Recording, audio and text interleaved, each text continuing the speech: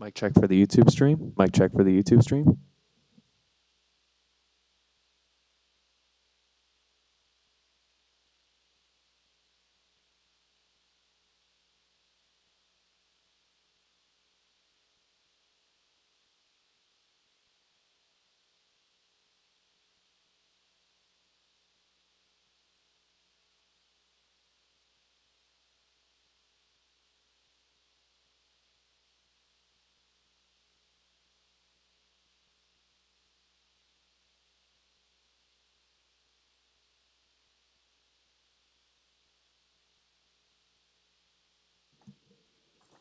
Good morning. My name is Nancy Oman, and I will be chairing today's Scarborough Committee of Adjustment hearing.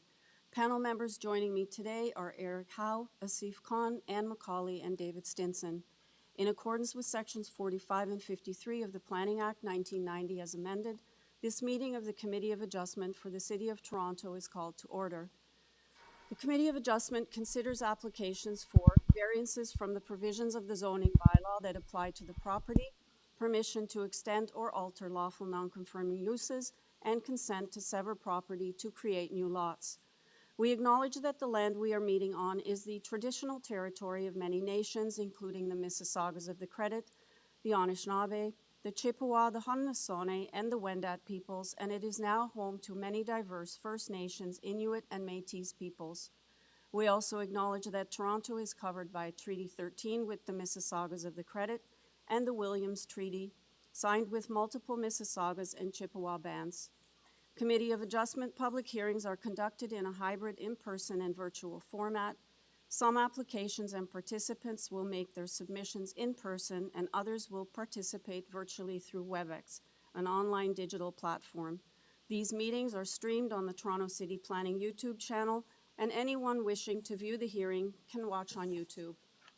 Those who chose to participate virtually and registered in advance will be connecting by video or audio. All virtual participants will be automatically muted upon entry, and when your item is called, you will be unmuted by the moderator, one person at a time. We ask that you mute your devices until you are called upon to speak. Those participating by video will be temporarily upgraded to panelists when the item is called, and during this time, your camera will be enabled. You will only be visible during your allotted speaking time or to answer questions. At all other times, your video will be disabled and you will be reinstated as an attendee. For both in-person and virtual participants, Committee of Adjustment staff will share presentations submitted in accordance with the written submission deadline. Those participating via WebEx are not allowed to use the share screen or any other panelist controls during a video appearance. The host will remove you from the panelist role if you fail to respect this instruction. People attending in person today who want to receive a copy of the committee's decision on an application must fill out a decision request card, and those participating virtually need to submit a written request for the decision by email. Please include your name, address, and an email address because the Committee of Adjustment and the Toronto Local Appeal Body will be sending notifications and appeal updates by email only. If you do not agree with the committee's decision, you may be able to appeal the decision to the Toronto Local Appeal Body, known as TLAB, or in some limited circumstances to the Ontario Land Tribunal. However, the provincial government amended the Planning Act and generally removed the rights of third parties to appeal Committee of Adjustment decisions. Only the applicant, the Minister of Municipal Affairs and Housing, specified persons, and public bodies, as those terms are defined in the Planning Act, are permitted to appeal decisions of the Committee of Adjustment. Appeal instructions are set out at the bottom of the decision of the committee. I will call each item in the order listed on the agenda. Where an application is uncontested, the agent or applicant may proceed with their presentation if desired. When the committee does not require a presentation, applicants are to advise the chair should they wish to speak to the committee. The committee may ask questions and/or take the matter into committee for a decision. Each speaker, including the applicant or agent, will be given a maximum of 5 minutes to address the committee, and I'll comment when you're reaching the 5-minute mark. Any presentation or other supporting materials you wish to submit to the committee must have been emailed in advance of the hearing. Staff and committee members cannot accept materials at the hearing. When addressing the committee, please clearly state your name and address. and please remember to confine your remarks to the matters outlined in the application. The applicant or agent will proceed first and will make a presentation to the committee on the application. Please note that the committee may not entertain revisions to proposals at the hearing today. The committee may decide to defer the application if substantially revised to ensure the revisions are accurate and that all those entitled to notice of the application are informed of the changes. Then individuals either in support or opposed to the application will be invited to speak. Generally, we first call on speakers in the hearing room and then those participating through WebEx. Committee members may ask questions of each speaker after they have finished their presentation. When all speakers are finished, the applicant or agent has an opportunity to rebut only those issues that were raised by the speakers. This will mark the end of the discussion. The application will then be taken into committee for a decision. I would like to first of all get confirmation of the minutes. Yes? Thank you, Madam. I would like to move minutes for this September 10th, 2025 be adopted as circulated. Okay, And Chair, I'd like to second that. all right, so I have a motion to adopt the minutes moved by Mr. Khan, seconded by Mr. Stinson. All in favor? Okay, that motion carries. Are there any declarations of interest by panel members or staff? No? Okay, are there any files to be closed or deferrals, Mr. Deputy Secretary Treasurer? Through the chair, there are no files to be closed. There are 3 deferral requests for today's session. The first deferral request is for item number 3, 975 Kennedy Road. Deferral at the request of the applicant to address concerns raised by transportation review. Okay, thank you. Do we have, looks like we have speakers here. Do we have the speaker for that item and the agent on the line for item number 3? Okay. Can we first have the agent, please, and then the speaker? Sorry, can you hear me?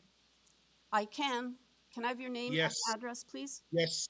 My name is Abbas Farhat, and I'm representing Al Huda application. We'd just like to request a deferral of the application as we get a memo late last week from transportation, and would like to address their comments prior to scheduling the hearing again. Okay, thank you. Could I have the speaker, please? Yep. Mr. Allen? Oh, you're here. I'm showing you were virtual. Hi, so I'm not sure if you're here in support or to object, but the applicant has asked for a deferral because of staff concerns. So are you in support of a deferral?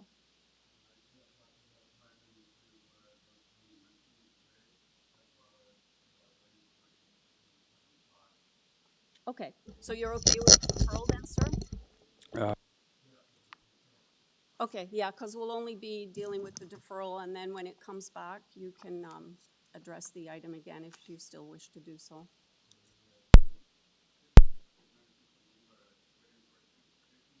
Right. Comment on, so yes, I'm in full support of. Okay. Mr. Abbas, perhaps you can also touch base with Mr. Allen during this time of the deferral before you bring it back, so that you might be able to alleviate any of his concerns also. Okay, panel members, if we could vote on the deferral.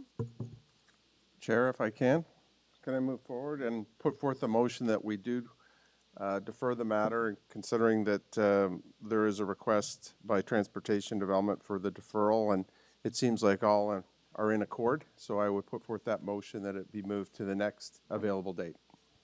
Okay, do I have a seconder? Ms. McCauley? I will second that motion. All right, motion to defer moved by Mr. Stinson, seconded by Ms. McCauley. All in favor? Okay, that motion carries unanimously. Thank you. Are there more deferrals, Mr. Deputy Secretary Treasurer?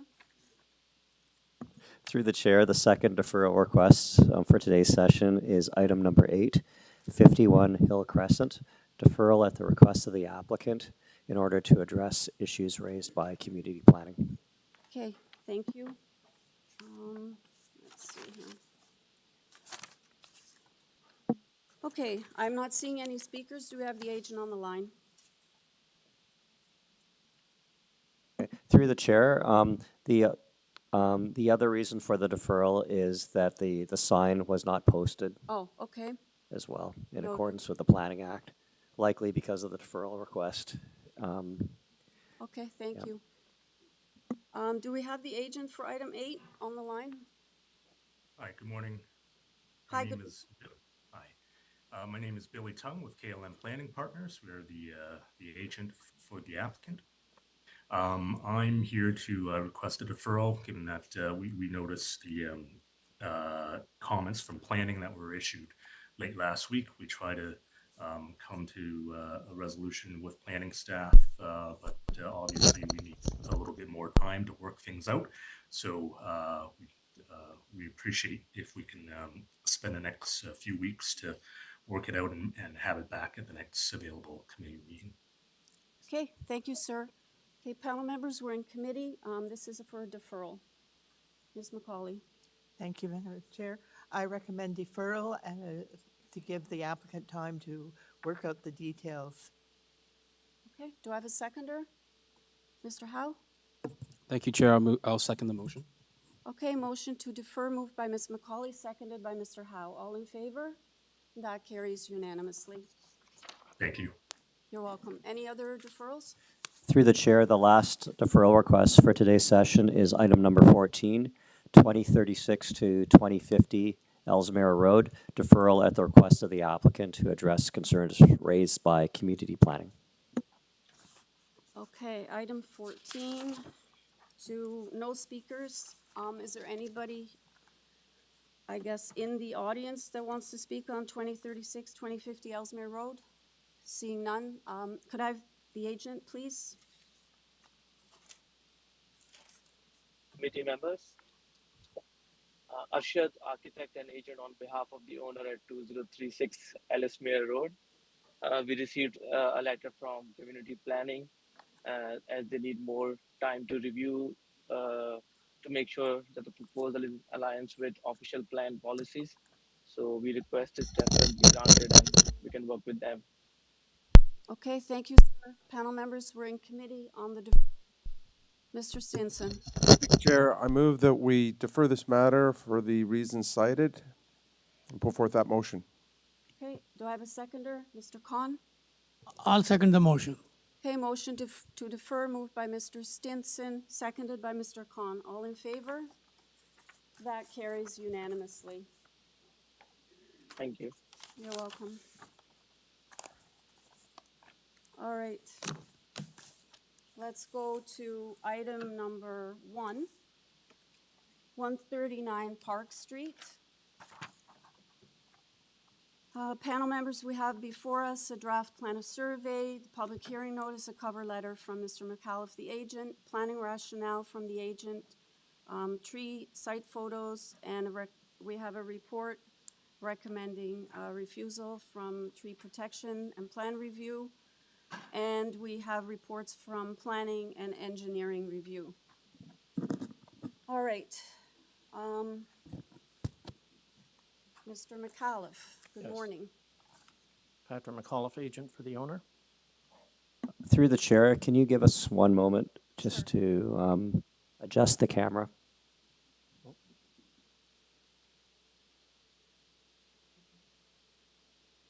I don't know if you can pull the mic a little bit closer so you might not have to lean over as much. maybe- Or if you can sit down, I don't, if Actually, you're I'll adjusting stand. the How about camera, it's that? probably more comfortable. That's better. Okay. Okay, we just need your address for the record. 69 Harris Park Drive, Scarborough, Ontario, M1L3A8. Okay, thank you, sir. Panel members, do you need a presentation on this item? Do any of you have any questions on this item? Sir, we don't need a presentation. don't have any questions. Is there anything you want to add that's not in the materials before us? No? Sorry. Through the chair, there is a refusal report from Urban Forestry. Okay. Yes. Do you want to speak to that? We received that, we were hoping to come to committee back in July, and that's when we received that notice from Urban Forestry. Since then, we had an arborist report done. There were 2 trees that were involved, 1 private tree, which on the survey showed it at .30, and then there was 1 boulevard tree that was a city tree. When the arborist did his report, he discovered that the tree wasn't a .30, it was less than that. That privately owned tree was removed, so that only leaves the 1 city-owned tree.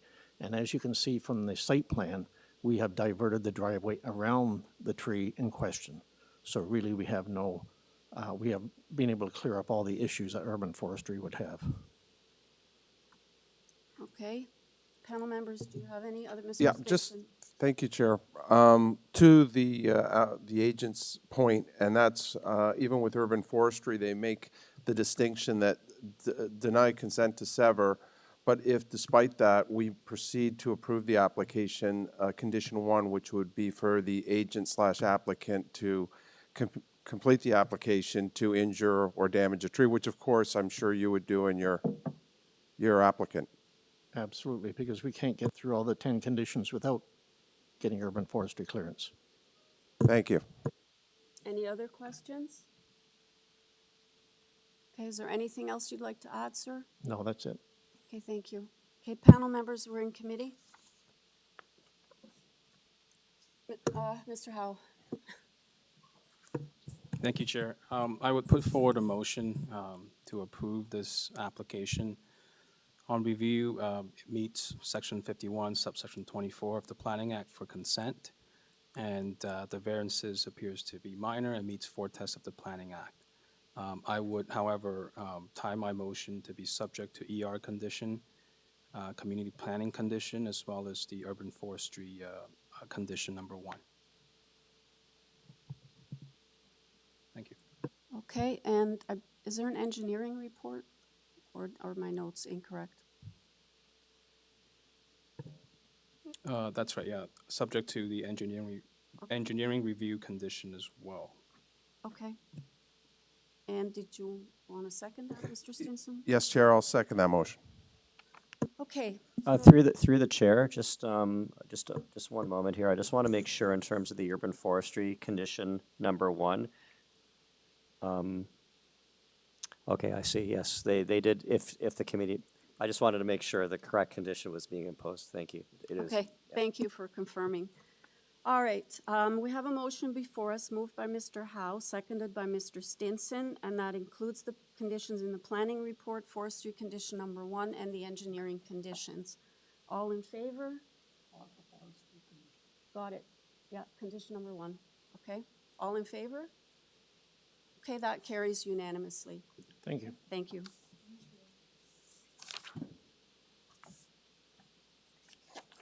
Okay, item number 2, 2255 Markham Road. We have before us a public hearing notice, location map, plan of survey and plans, cover letter from the agent. We have previous decisions affecting the property, a transportation impact study, arborist report, and parking commentary from the site plan application.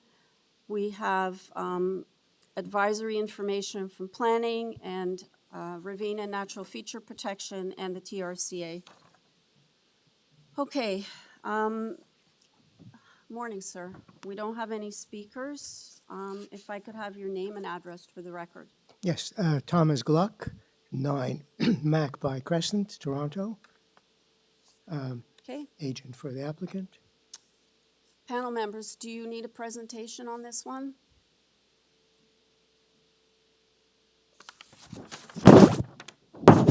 Yep. Through the chair, you may wish to ask if there's anybody in the audience who wishes to speak. Is there anybody in the audience other than Mr. Gluck here for item number 2255 Markham Road?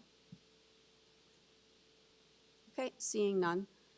Panel members, do you need a presentation on this item? Ms. McCauley? Thank you. I don't need a presentation, but I do have some questions All for the right. applicant. Go ahead. Okay. Good morning, sir. Good morning. Looking at the plan, I had some difficulty understanding what was there. And I understand that you already have variances for front yard parking. How many parking spaces are there in the front yard now? 117. 117. And so you got approval for 88, but that's why you need another approval, correct? The situation here is that because we're adding towards the back of the building, suddenly what used to be a side yard becomes a front yard by technicality. And this is the technicality that we're requesting relief from.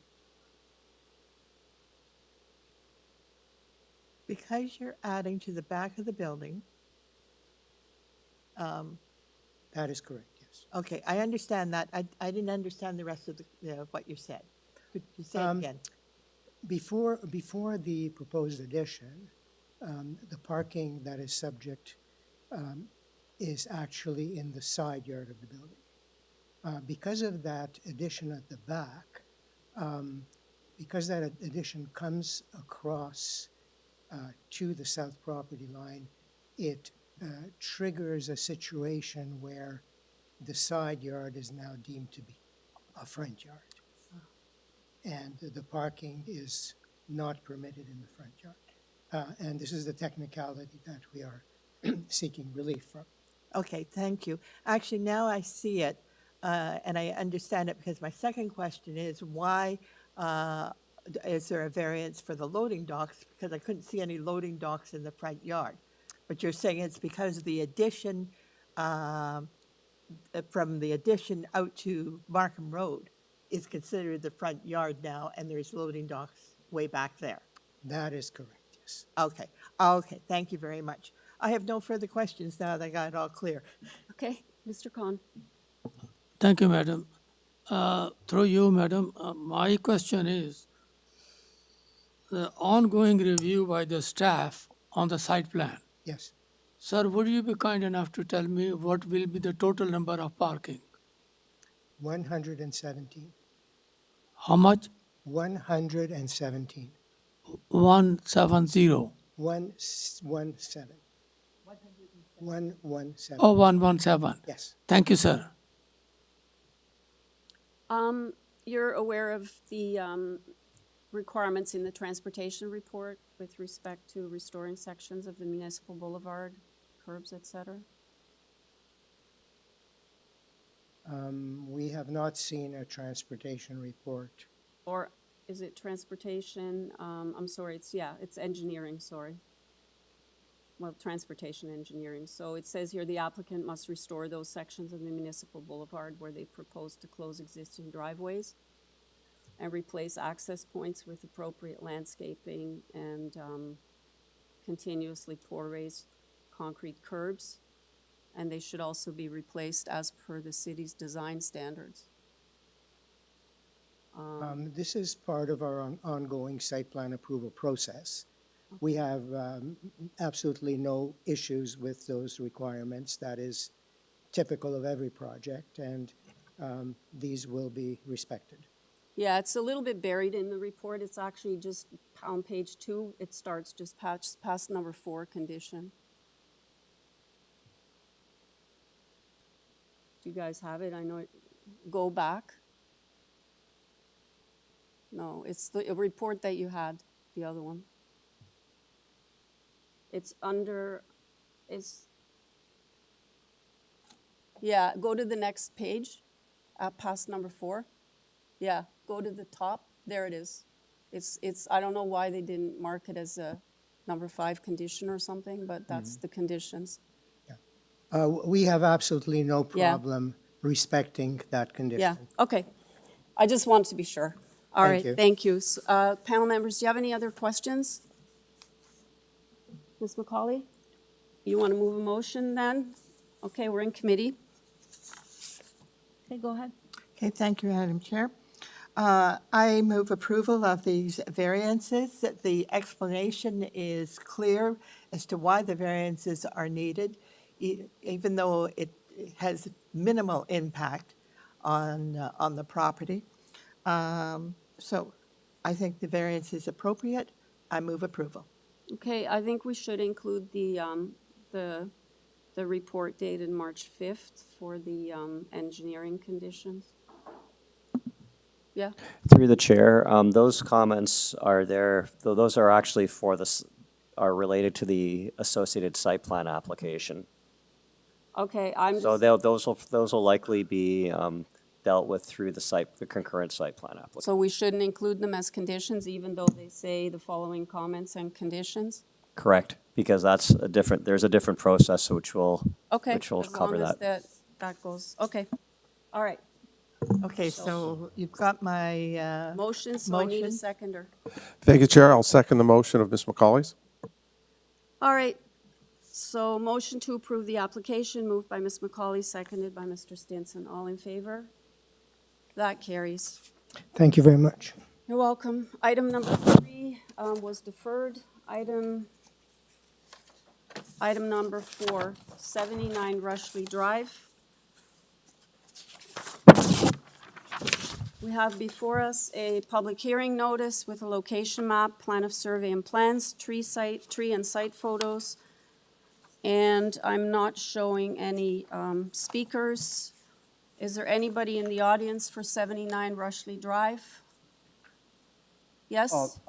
I'm Yeah? 81 Rushley. I'm the adjoining neighbor. Okay, so you'd like to speak to the I item would like to then? speak, yes.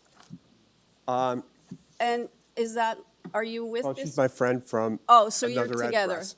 Okay, Yeah. all right. So if you can just give it a minute, we have to hear from the agent first, okay? Okay. All right. Do we have the agent on the line? Hi, my name is Rock Kim. Hi, I'm the Miss- agent. Hi, Mr. Kim. We have somebody who would like to speak to the item, the neighbor. Can I have a very brief presentation, please? Sure, yeah. We are trying, the owner wants to trying to make the additional unit, the backside of the house, 1 story. And then there is an issue for the length, 90 meter. And then the coverage is a little bit over. So the neighbor, I already complains, the letter was for the setback actually from his property. This is a semi-detached house, so there is no zero setback actually by the zoning, but he wants to make the setback. So I think this is not part of the committee, but if he's not allowed to work on their land, so we have to make the setback anyway. So yeah, that's my presentation. Okay, sir, thank you. Go ahead, sir. We need your name and address for the record. My name is Anthony David Ellis, and I'm at 81 Rushley Drive. All right, sir, you have 5 minutes. Okay. Well, I wrote a lot, but I'll try to not say everything I wrote. When I got this notice, I hadn't had any idea that there was going to be a building put on the backyard.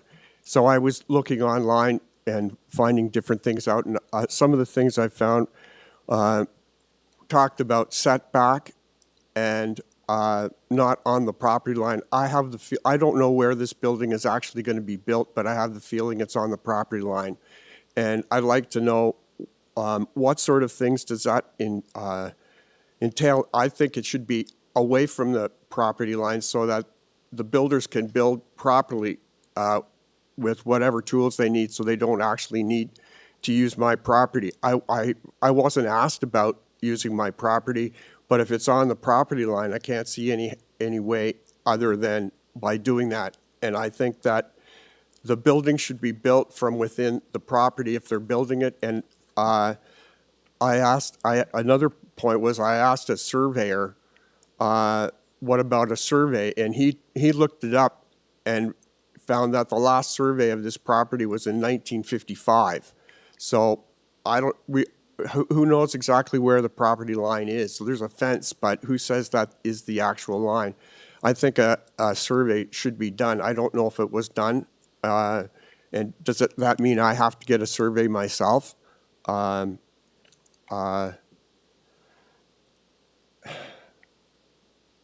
I don't want ladders and scaffolding and things to be put on my lawn, my backyard, that will damage the property, that sort of thing. Should the building not be set back from the property line? And what about the drainage? There was concern earlier about drainage, and I'm concerned that with this building, there will be possibly a drainage question. In my basement, I've had no water in, but who says without the proper drainage,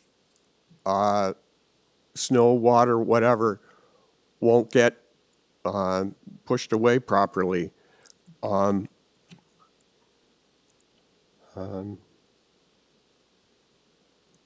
When I spoke to Arnold Chavez, my neighbor, he said that it would take about 1 year, and I would have to put up with noise, dust, and everything else. I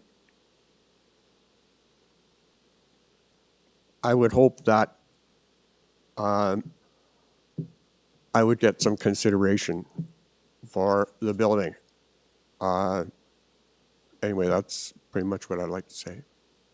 I'm very sympathetic to your concerns. However, the Committee of Adjustment only deals with the variances before us.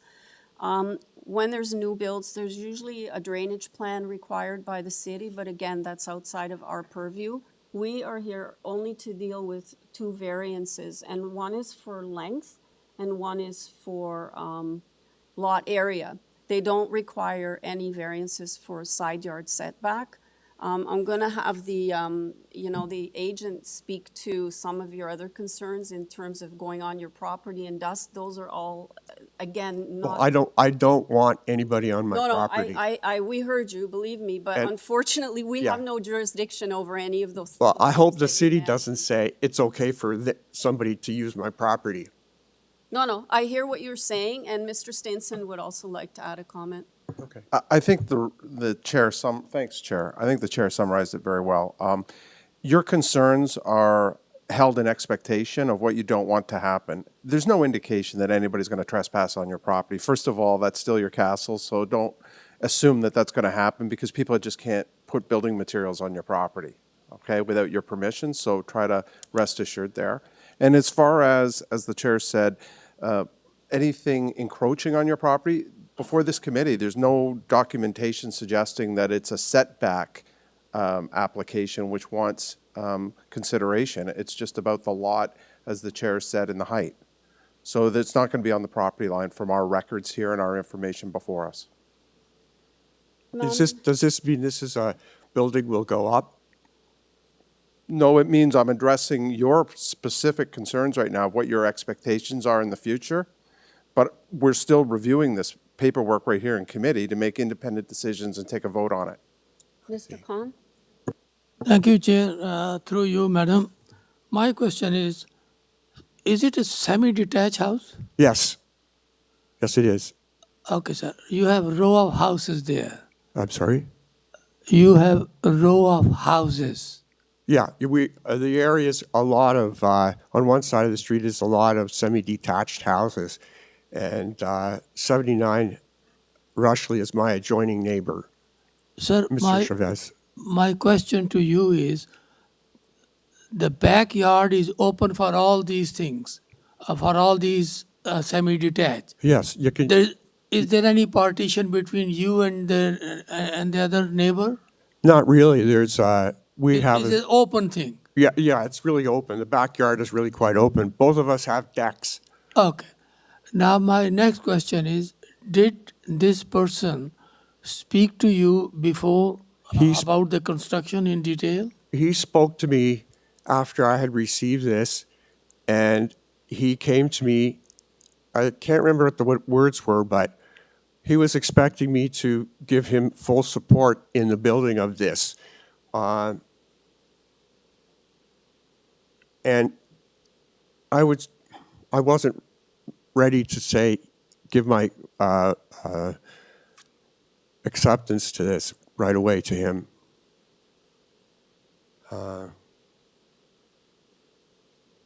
I thought this was an imposition, actually.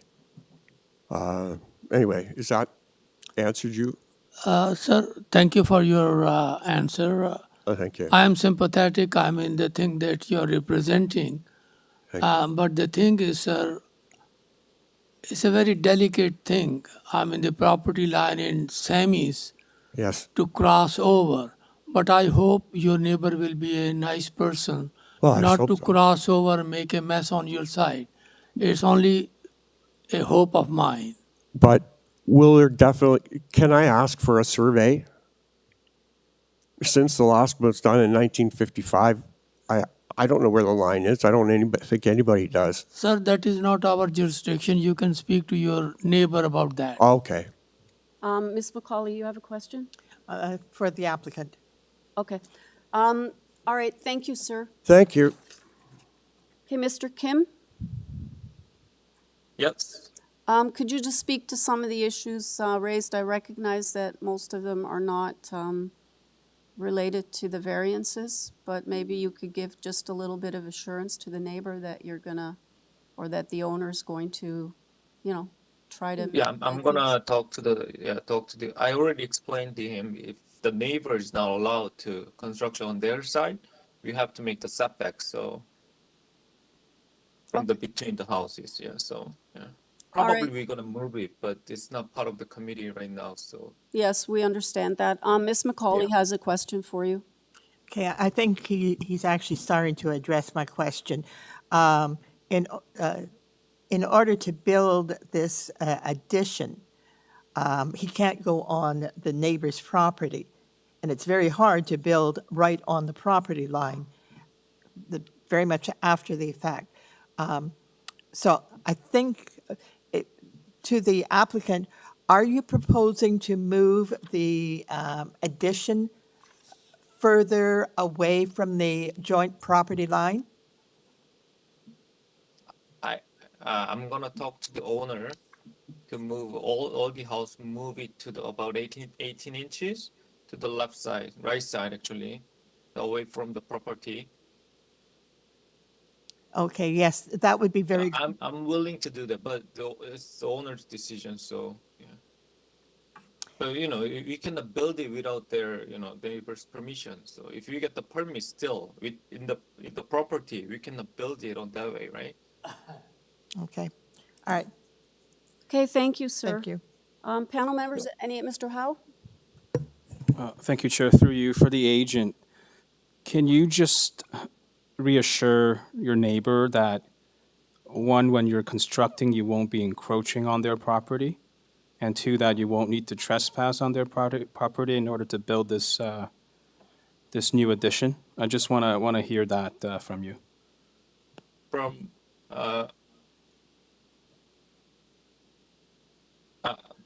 I'm the architect. I'm not the contractor, or I'm not a builder. But this is what I know, that we cannot use neighbor's land. You know, it's common sense, right? All right, thank you, sir. That's correct, and just so you know, you can't trespass on their property to build your construction. So, Right. Yeah. yeah. So as long as you're aware, your owner's aware, and you know, if you do need to trespass, you need consent, right? So Sure. Yeah. let's make that clear here. All right, if there are no other questions, we're in committee. Mr. Stinson. Thank you, Chair. Thank you, everyone, whether we've heard from. It was very interesting.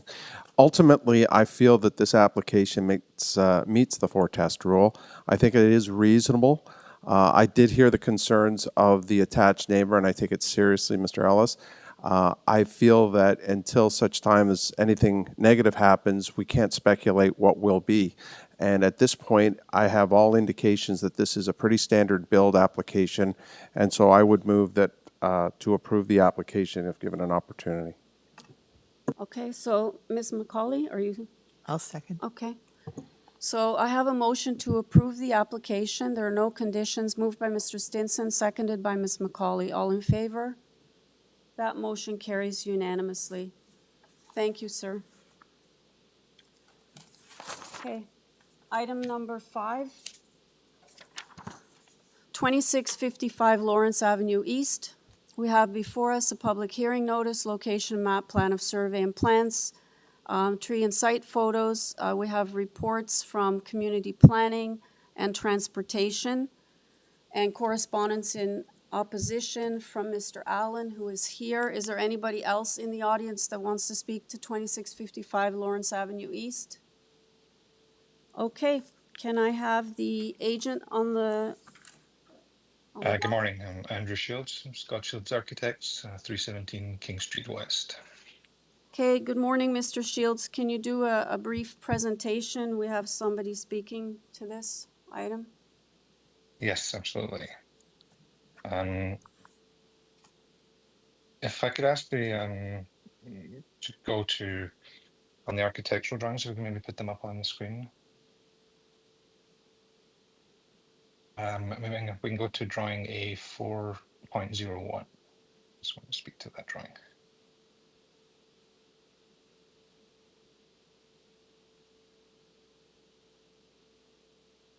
Thank you.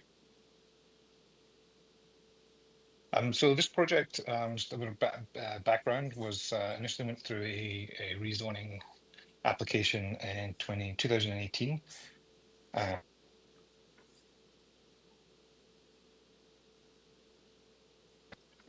Hello? Subsequently, the hello? Hi, you're cutting in and out. Oh, sorry. You can hear me? Yeah, right now we can. Okay, thanks. So I'll start again. The application went through rezoning in 2018 and was approved at that time. We're now looking to restart the process back up, and with market conditions, looking to add a couple of stories onto this, but staying within the overall parameters of the angular plane and design guidelines and zoning approvals that were provided at that time. So it really boils down to three main items that we're looking for approvals on. There are 7 variances, but they can be categorized into 3 different areas. There's the gross floor area, there's the height, and then there's parking. So the diagram that you can see on the screen here shows the approved outline in the dark heavy line, and then you can see the proposed building outline beyond that. So for building A, which is the tower at the front of the site on Lawrence Avenue, we're looking to add 2 stories to that, but staying within the angular plane. And the building B at the rear of the site, looking to add 4 stories to that building. That would increase the GFA from the approved 41,750 square meters to just over 47,000 square meters, an increase of about 12%. The unit count would also increase within that from 412 units to 586 units.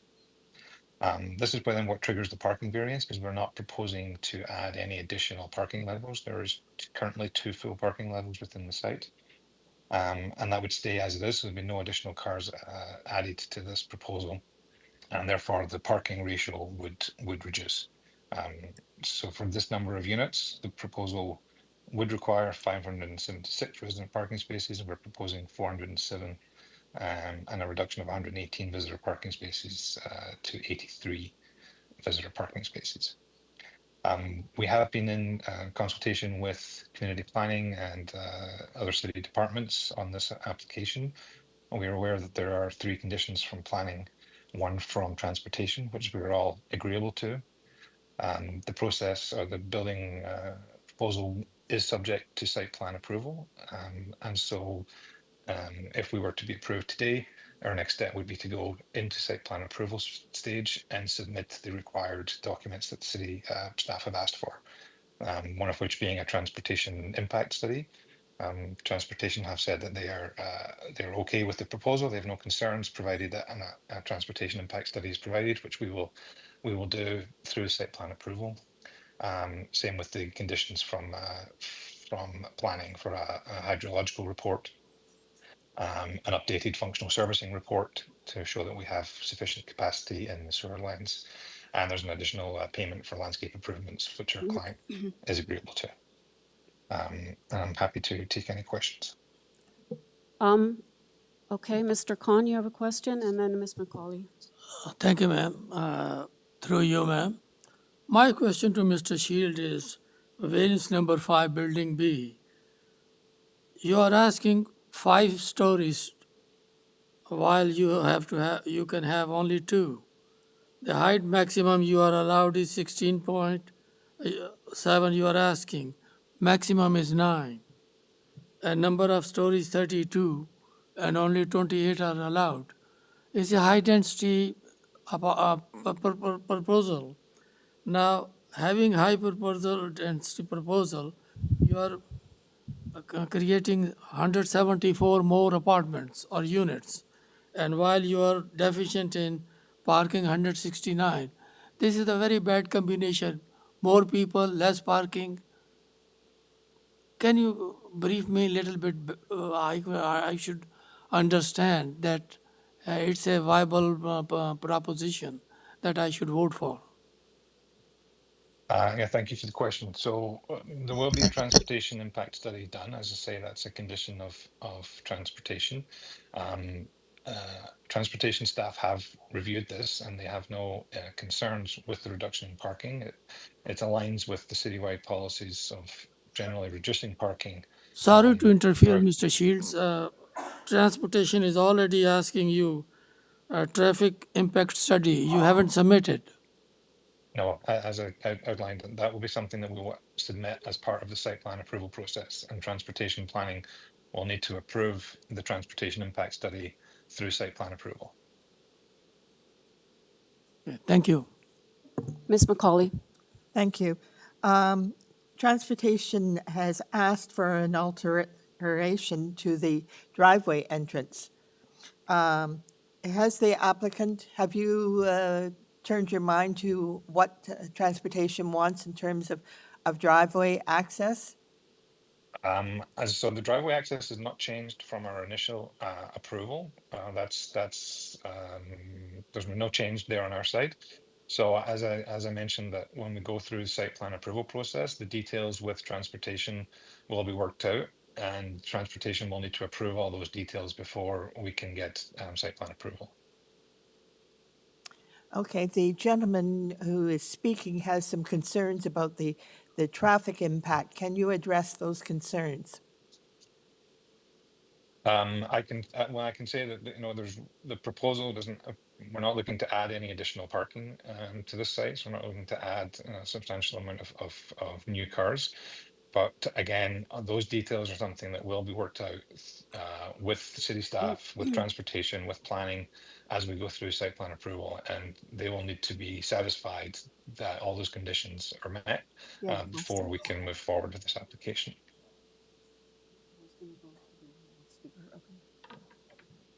Okay, thank you. Mr. Stinson? Thank you, Chair. To the agent, just to be clear, transportation conditions of approval,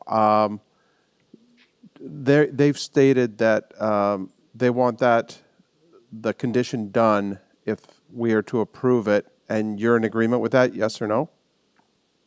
Yes, absolutely. We'll do that report if the committee approves it. And community planning has recommendations 1, 2, and 3.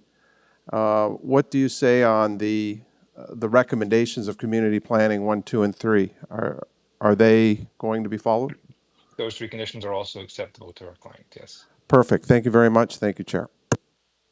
Thank you, Mr. Stinson. I'd like to go to the speaker, Mr. Allen, now. And again, if you could give us your name and address just for the record. Certainly. Chris Allen, Unit 106, 880 Pharmacy, Scarborough, Ward 21. All righty. You have 5 minutes, sir, to speak to you. the item. Good morning, Chair and members. I live just a few steps from the offset intersection of Ashtonby Road, Pharmacy Avenue, Craigton Drive, and Rannoch Street. This is not a normal intersection. It is a collision factory. Within 25-meter radius of that offset, there have been 90-plus police-reported collisions since 2020, including pedestrian injuries and multiple fail-to-remains. Division 41's own dashboard show Wexford and Maryvale at the top of Scarborough for collisions overall. That's my neighborhood. This is our daily reality. Why? Geometry and operations.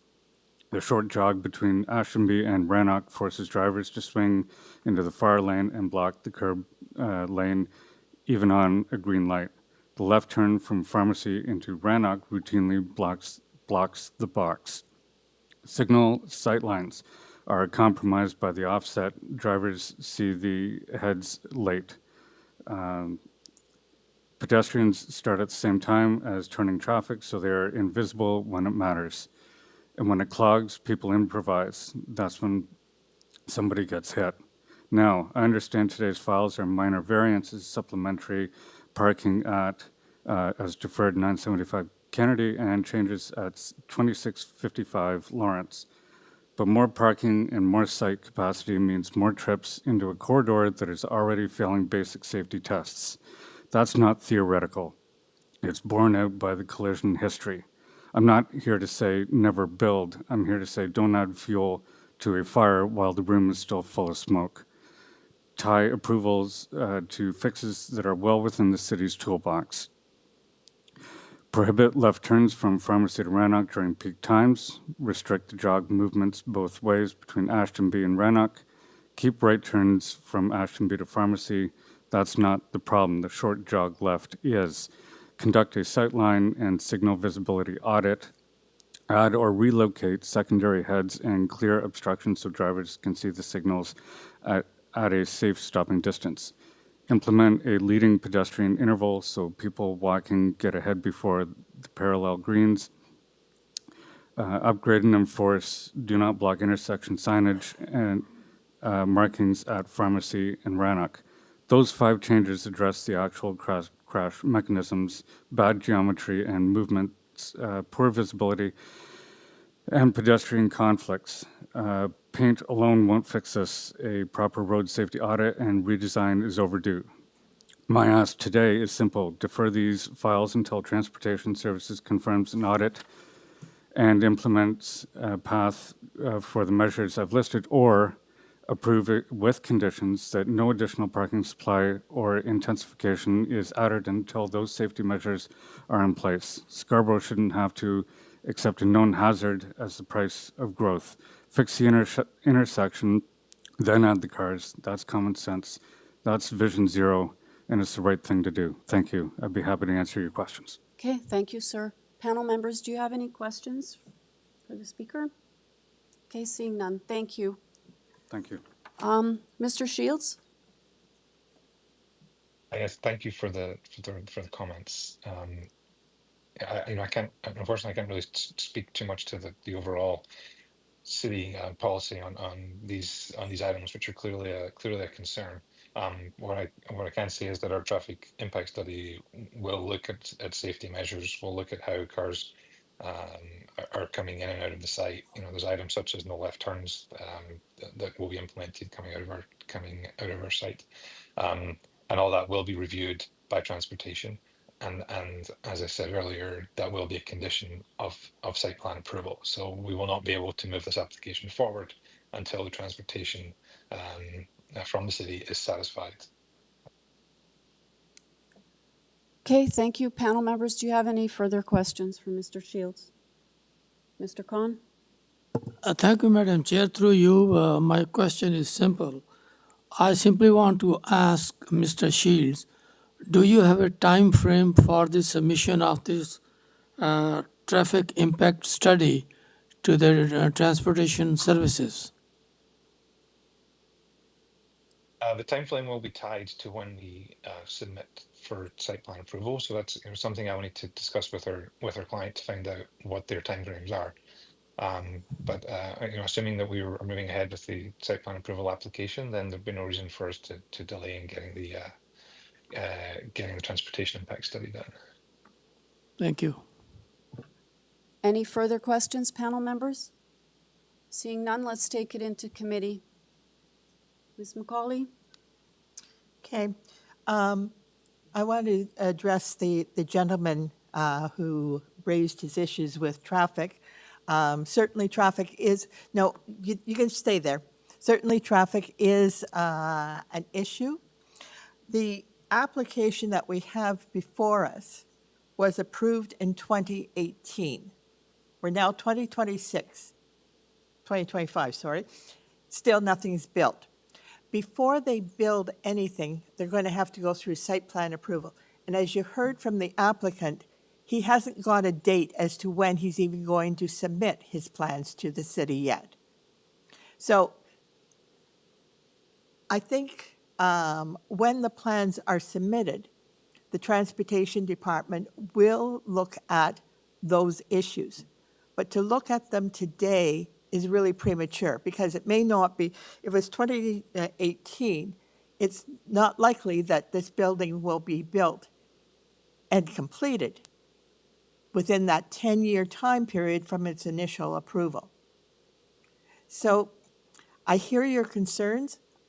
I agree with your concerns about traffic.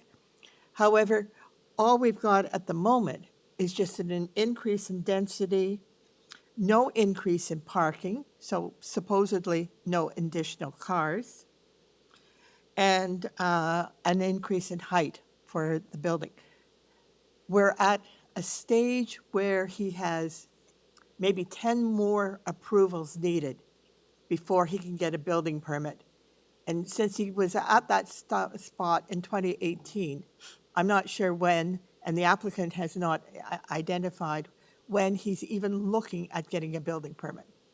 All I can say is when he goes for it, Transportation Engineering will take a look at your concerns and the existing situation at the time. Thank you, that's all. Okay, anyone else? Mr. Howe? Thank you, Chair. Through you, I'm leaning towards moving approval for this application. I hear the concerns from the speaker here today.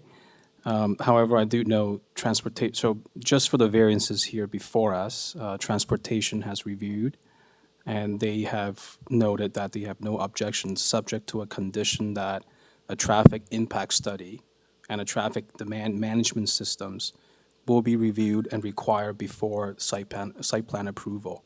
So on those conditions, I believe some of the concerns that you raised, sir, will be addressed through that process.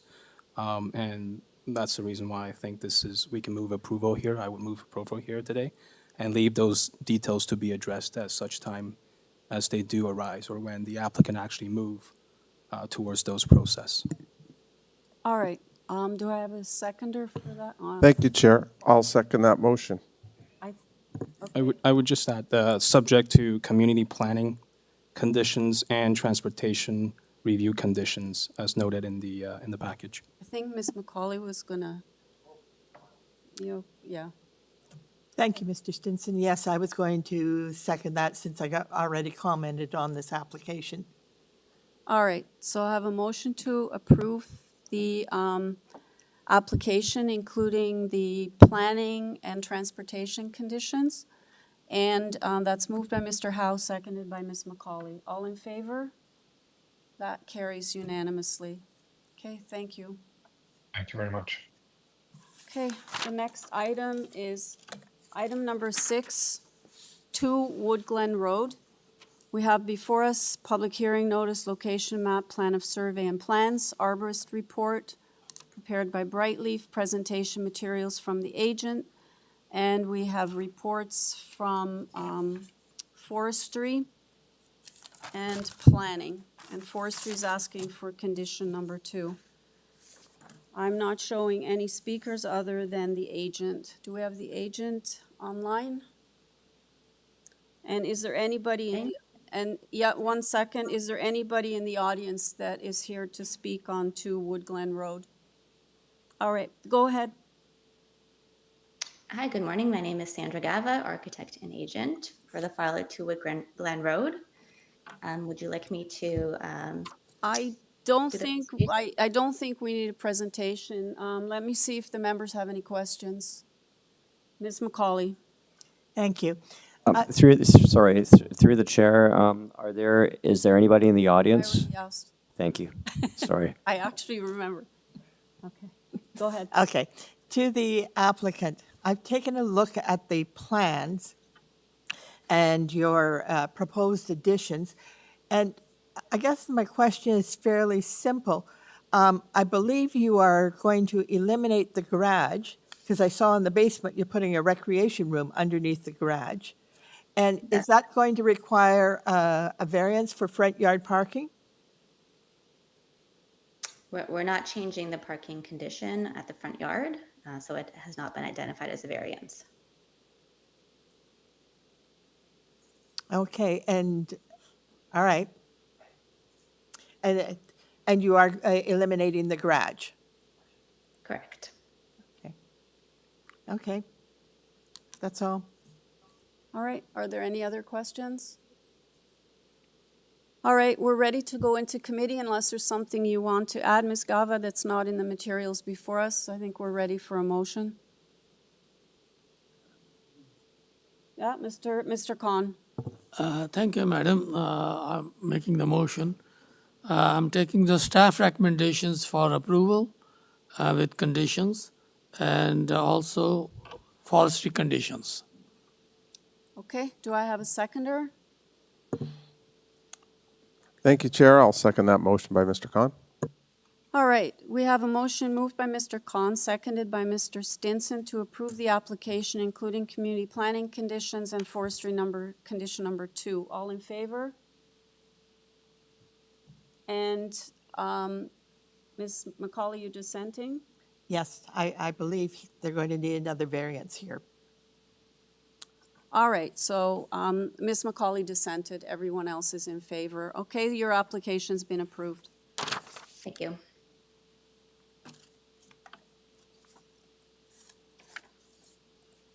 All right, the next item is item number 7, 64 Commonwealth Avenue. We have before us public hearing notice, location map, plan of survey and plans. We have tree/site photos and a report recommending refusal from community planning. And I am not showing any other speakers other than the agent. Is there anybody in the audience here other than Mr. McAuliffe for 64 Commonwealth Avenue? Okay.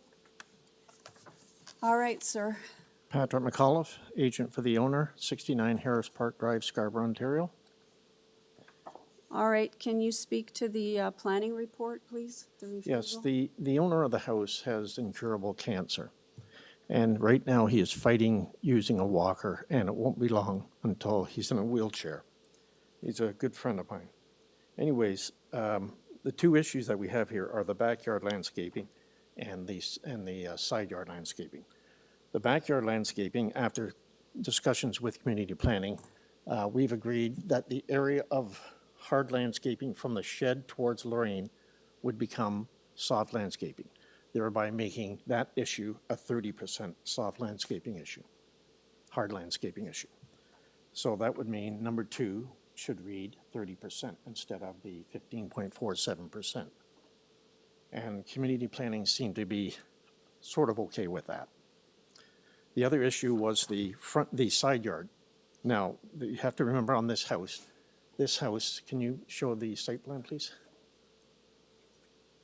This house is actually on Commonwealth, but the front of the house is totally facing Lorraine. So that side yard is actually like the front yard. So through that side yard, you have the driveway going to the 2-car garage, and they have put patio stones in a lot of the rest of the area, and including around the entire house. So if you look at this house overall and you think that this house is on Commonwealth, you'll now see where you would normally have a driveway going into the house from Commonwealth and a walkway and whatever. You don't have anything, it's just grass.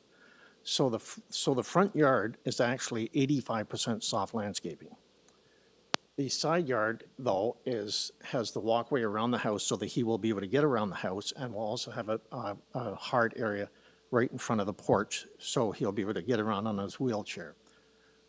So I don't believe that this issue regarding the side yard setback, which is actually the front yard setback for this house, it should be an issue. I think when you drive by this house, if everybody's driven by this house, you'll wonder why we're discussing hard landscaping on this house, because all you see when you drive by this house is a lot of grass. Okay. Panel members, do you have any questions for Mr. McAuliffe? Mr. Thank, Stinson? thank you, Chair. Just to be clear, sir, number 2 should read 30% in your view? Correct. Okay, thank you. Mr. Khan? Thank you, Chair. My question is, sir, do you have any example of such a variances in the neighborhood? Sorry? Do you have an example Well, of such okay, first a off. in the neighborhood? Yes, so first off, this is 64. Can you speak up a little bit, please? 60 Commonwealth, the entire backyard is hard landscaping. 58 Commonwealth, the entire backyard is hard landscaping, but it has a swimming pool in it. I do have other issues. I have to pick them all out of a letter that I have here that I sent to these people. For instance, there's a house on 1 block over where they paved the driveway almost entirely front lawn, and when you look on it on Google, there are 5 cars parked in the driveway. So this little tiny bit of side area on this property, I feel is not a big issue. Sir, with due respect, I want to ask, when you are mentioning variance number 1, side yard, Right. sir, would you be kind enough in future and to mention which side you are considering, east, west, north, south, front, backyard? I mean, side yard should be defined. Well, it's only on the corner lots where side issues become an issue. Okay? But which side is it? This is south side. Sorry? South. South. side. Thank you very much. Yeah. Are you just, variance number 2, are you officially amending that to read 30%? Yes. And can you also tell me the square meters, please?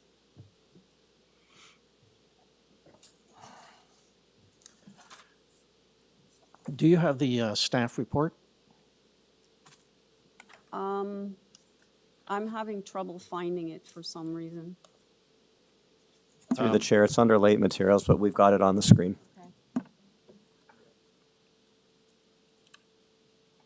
I don't know whether or not they actually give that number in the staff report.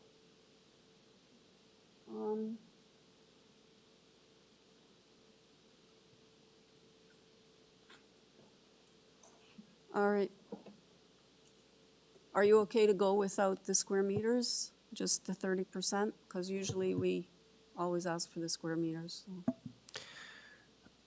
Well, if the applicant is willing to provide the calculation, we can include it. Okay, are you able to do the calculation? And I also have 2 more members that want to ask you questions. Through the chair, I just want to clarify, the staff report's recommendation is 35%, not 30. Oh. So is, And to support Mr. Howe, thank you, Chair, thank you, Mr. Howe, that's what I was going to address too. Would you be willing, Mr. McCall, to move the needle to 35 from your 30? Yes.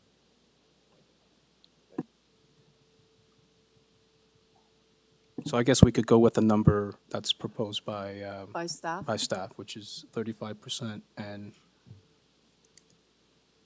Okay. Yeah.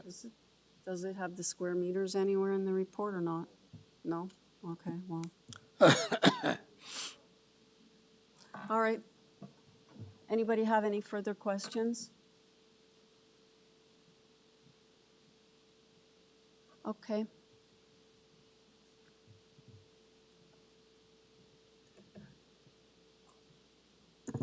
I have one more. Thank you, Chair. So just to be clear, after Mr. Khan asked a question, you addressed it with, there's other properties in this neighborhood with quite a bit of lack of landscaping, if you will, or green. Right. Yep. Okay. And you cited some of those addresses. Correct. Okay, thank you. All right, are there any other questions? Okay, seeing none, let's take it into committee.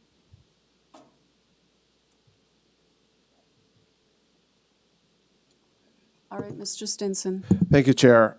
Thank you for all concern and the different information we received. I can struggle with this somewhat because the word refusal pops up in some of the staff literature, but then I call it a soft refusal, if you will, my terms, because then they say if you're going to go ahead with it, impose certain conditions. The conditions, I'm satisfied from community planning would work for me. I don't feel there's a need to refuse this application at this time, and that's where I sit with it at this point. Do you have a motion?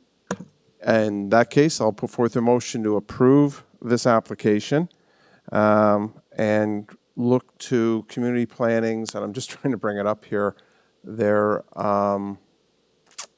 It's as amended. as amended, but was there not recommendations, but I can't find it now. Was there conditions or was it just recommendations? There's one other condition. So, yeah, I would say just include the report and then the amendment to 35%. So. Okay. So you're actually complying with the 35%, but it still talks about that A part, right? Under number 2 and then number 1. So I'm moving that we approve the application as amended, that variance number 2 is now 35%, a minimum of soft landscaping increase to a minimum of 35%. And that, did we address variance number 1?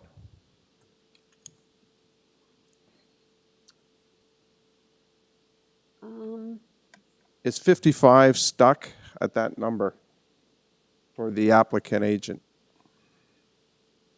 Yeah, okay, let's come out of committee then. Yeah, I don't think we've addressed that. For 55%, Mr. McAuliffe, instead of 39. Can I talk? So variance number 1, if you look at the planning report, they're asking for 55%, I believe.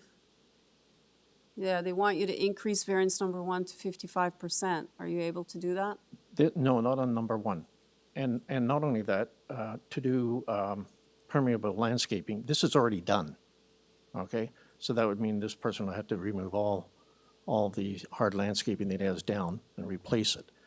And there's no trees around in this area. I don't see any, and there's certainly lots and lots of grass in this area, so I don't see how permeable pavers is going to help on the side of this house whatsoever.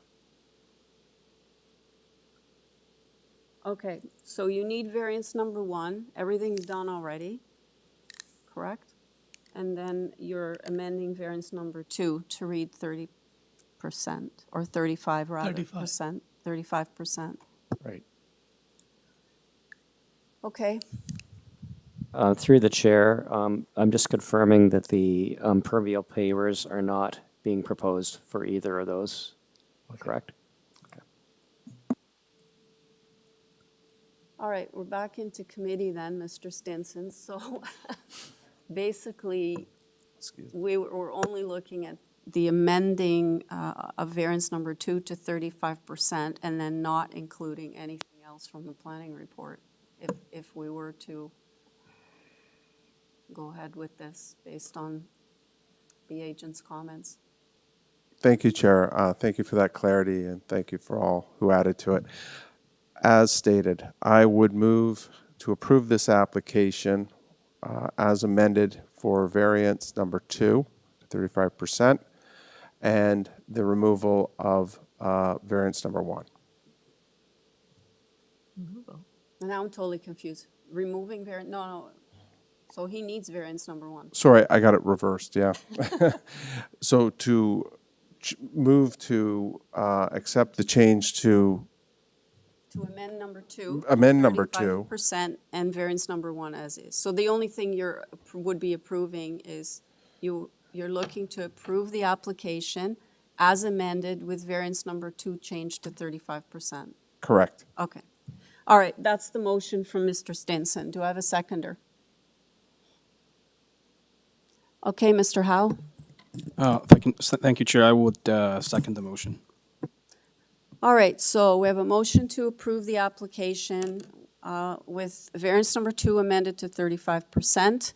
And and that's moved by Mr. Stinson, seconded by Mr. Howe. All in favor?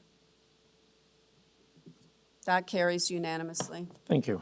Your application's approved. Through the chair, can we fix your camera? Because you seem to be in the dark here, so we're just gonna. It's just doing that. It's got, I don't know why. It goes in and out. We'll fix it. See, it just went by itself again.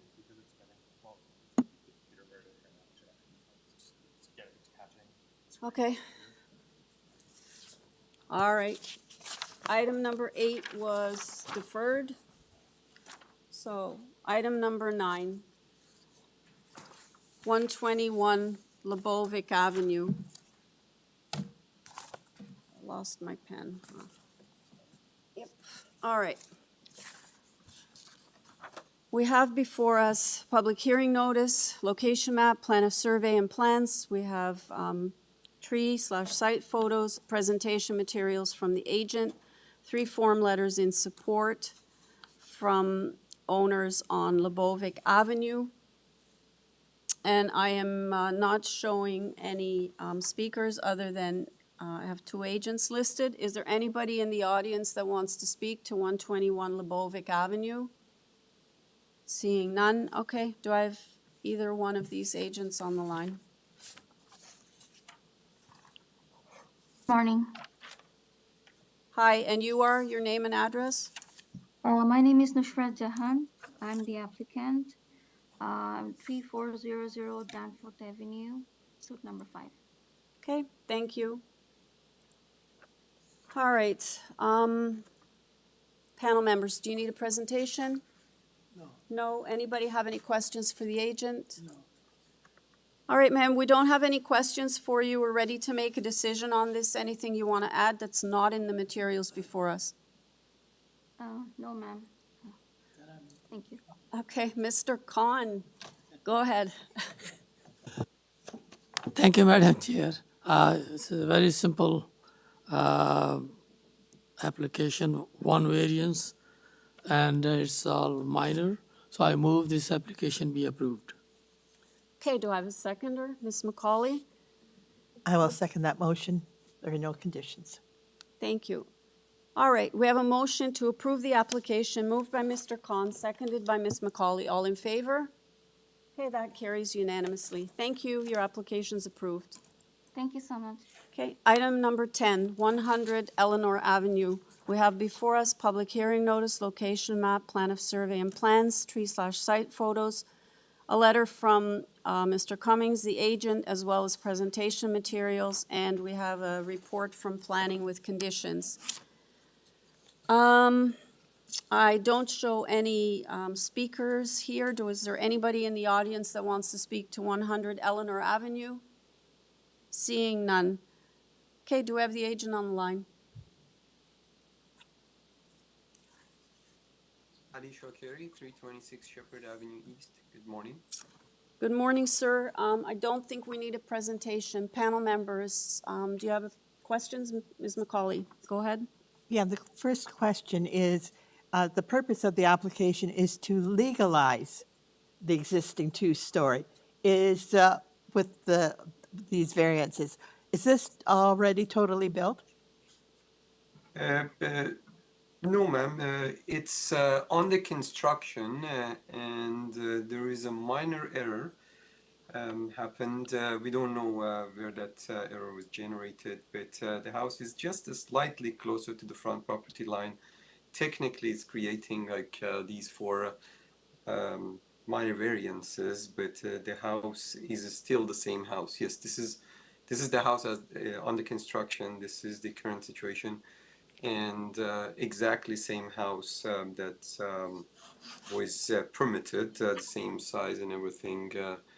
And because of that error, the house is slightly shifted. If you open my supporting material, I have demonstrated how minor that is. And that's why we have to, yes, this is, you see that thick black line is the house as it is, and that red line demonstrates the house that was permitted. It's very, very minor. Unfortunately, it's generating some variances. We learned that when the surveyors came to site to do the as-built survey. And by the way, the house was done as of right, so we didn't even seek a variance when we got a permit. So this house was permitted and went under construction without any variances. That is not very common these days, but now because of that slight error, we had to come here and ask for these variances. I hope I answered your question. Okay, thank you. Any other questions? All right, Ms. McCauley? Okay. Yes, I see this is really, really minor. We don't normally get quite this minor. The community planning are recommending that be built in accordance. I'm not sure that that's necessary. The building is obviously under construction. They've raised these issues. I don't think we need to add a condition that it should be built in accordance with the plans. So I agree. I actually mentioned that to the planning, but they responded that no, it's already out and we don't change our report. So I leave it to you. As you mentioned, that is correct. The house is already built, so it's contradictory to the condition that the planning has placed here. But I leave it to you to decide what's right. All right, sir, we're in committee now, so Ms. McCauley, anything okay, further? I'm prepared to recommend approval of this application without that condition that it be built in accordance.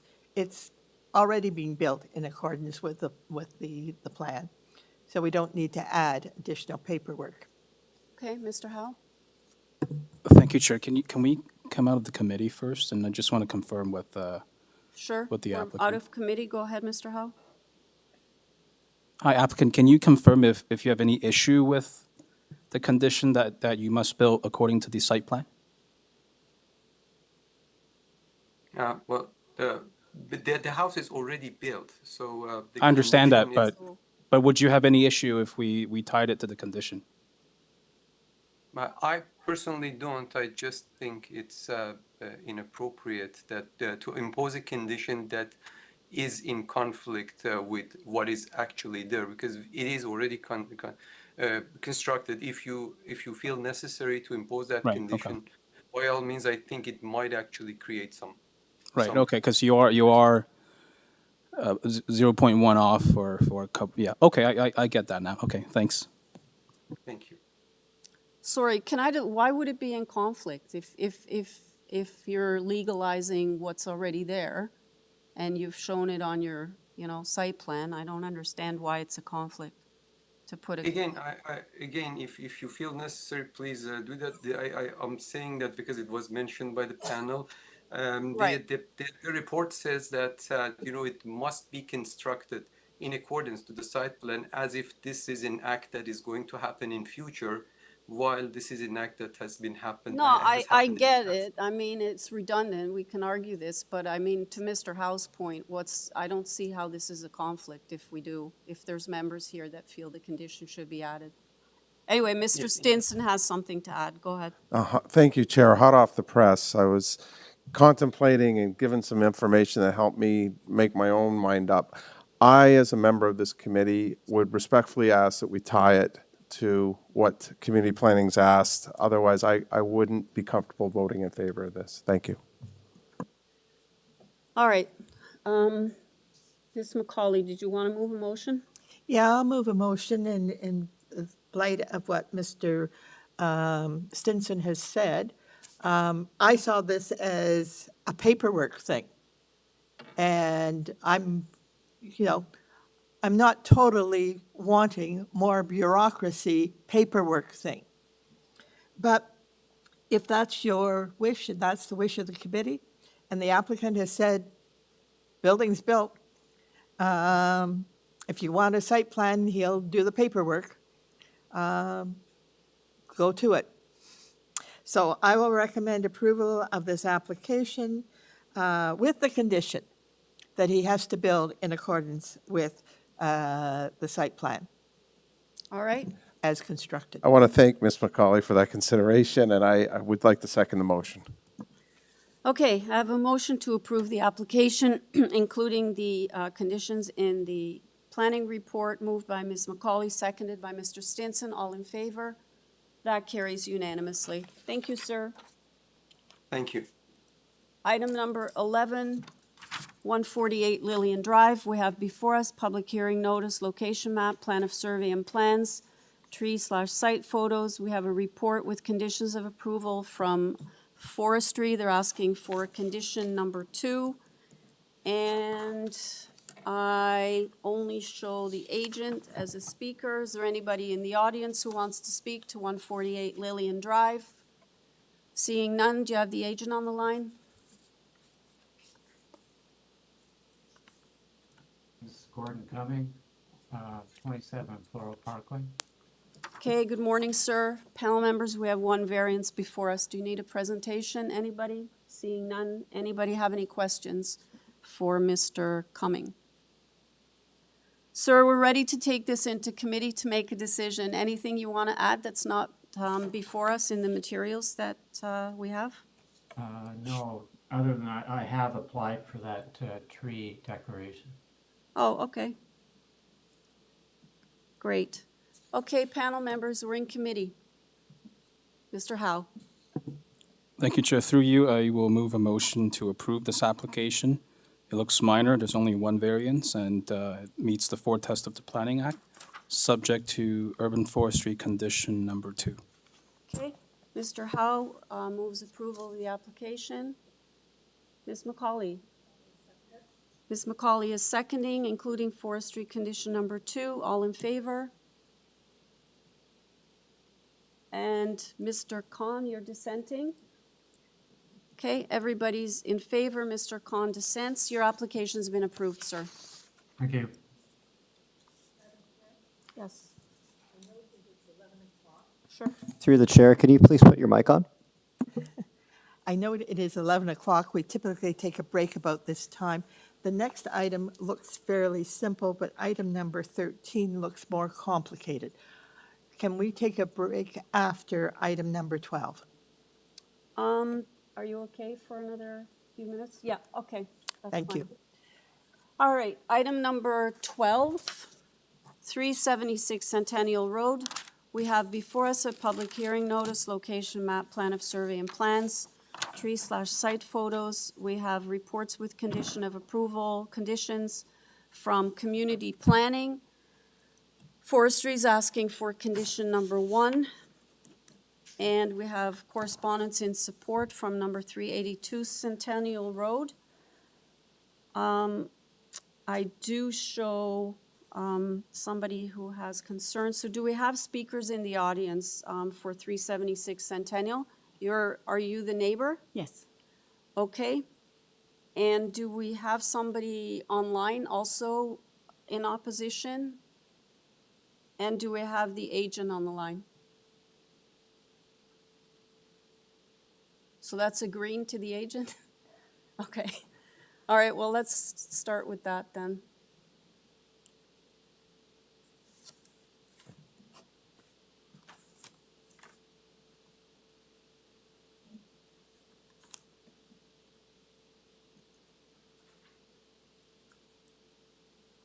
Crofton Road, Toronto, Ontario. I'm 4G2B4. As you see before you, we have only one variance. Hang on 1 second. We didn't get your name. Oh, Saba Al-Mathno, QBS Architects. Okay, so I do have somebody speaking in opposition. They're here in person. I'm not sure if we have someone online. Having said that, if you can do a brief presentation, that'd be appreciated. No more than 5 minutes. Absolutely. The drawings before you show the dark gray, which is the location of the existing house. It was built extremely farther than today's bylaws in terms of building depth. And this is why when our clients came to us to propose an addition, we are proposing the front addition because they have all that front yard. And we propose the modest addition. It's only 9.3 meter to be located in front of the existing dwelling. And it will be more or less in line with the neighbor at 378 and still way much far behind the neighbor at 374. We are here before you to ask for the relief from the bylaw for only one variance, which is really, it's an existing condition that there is no way around it.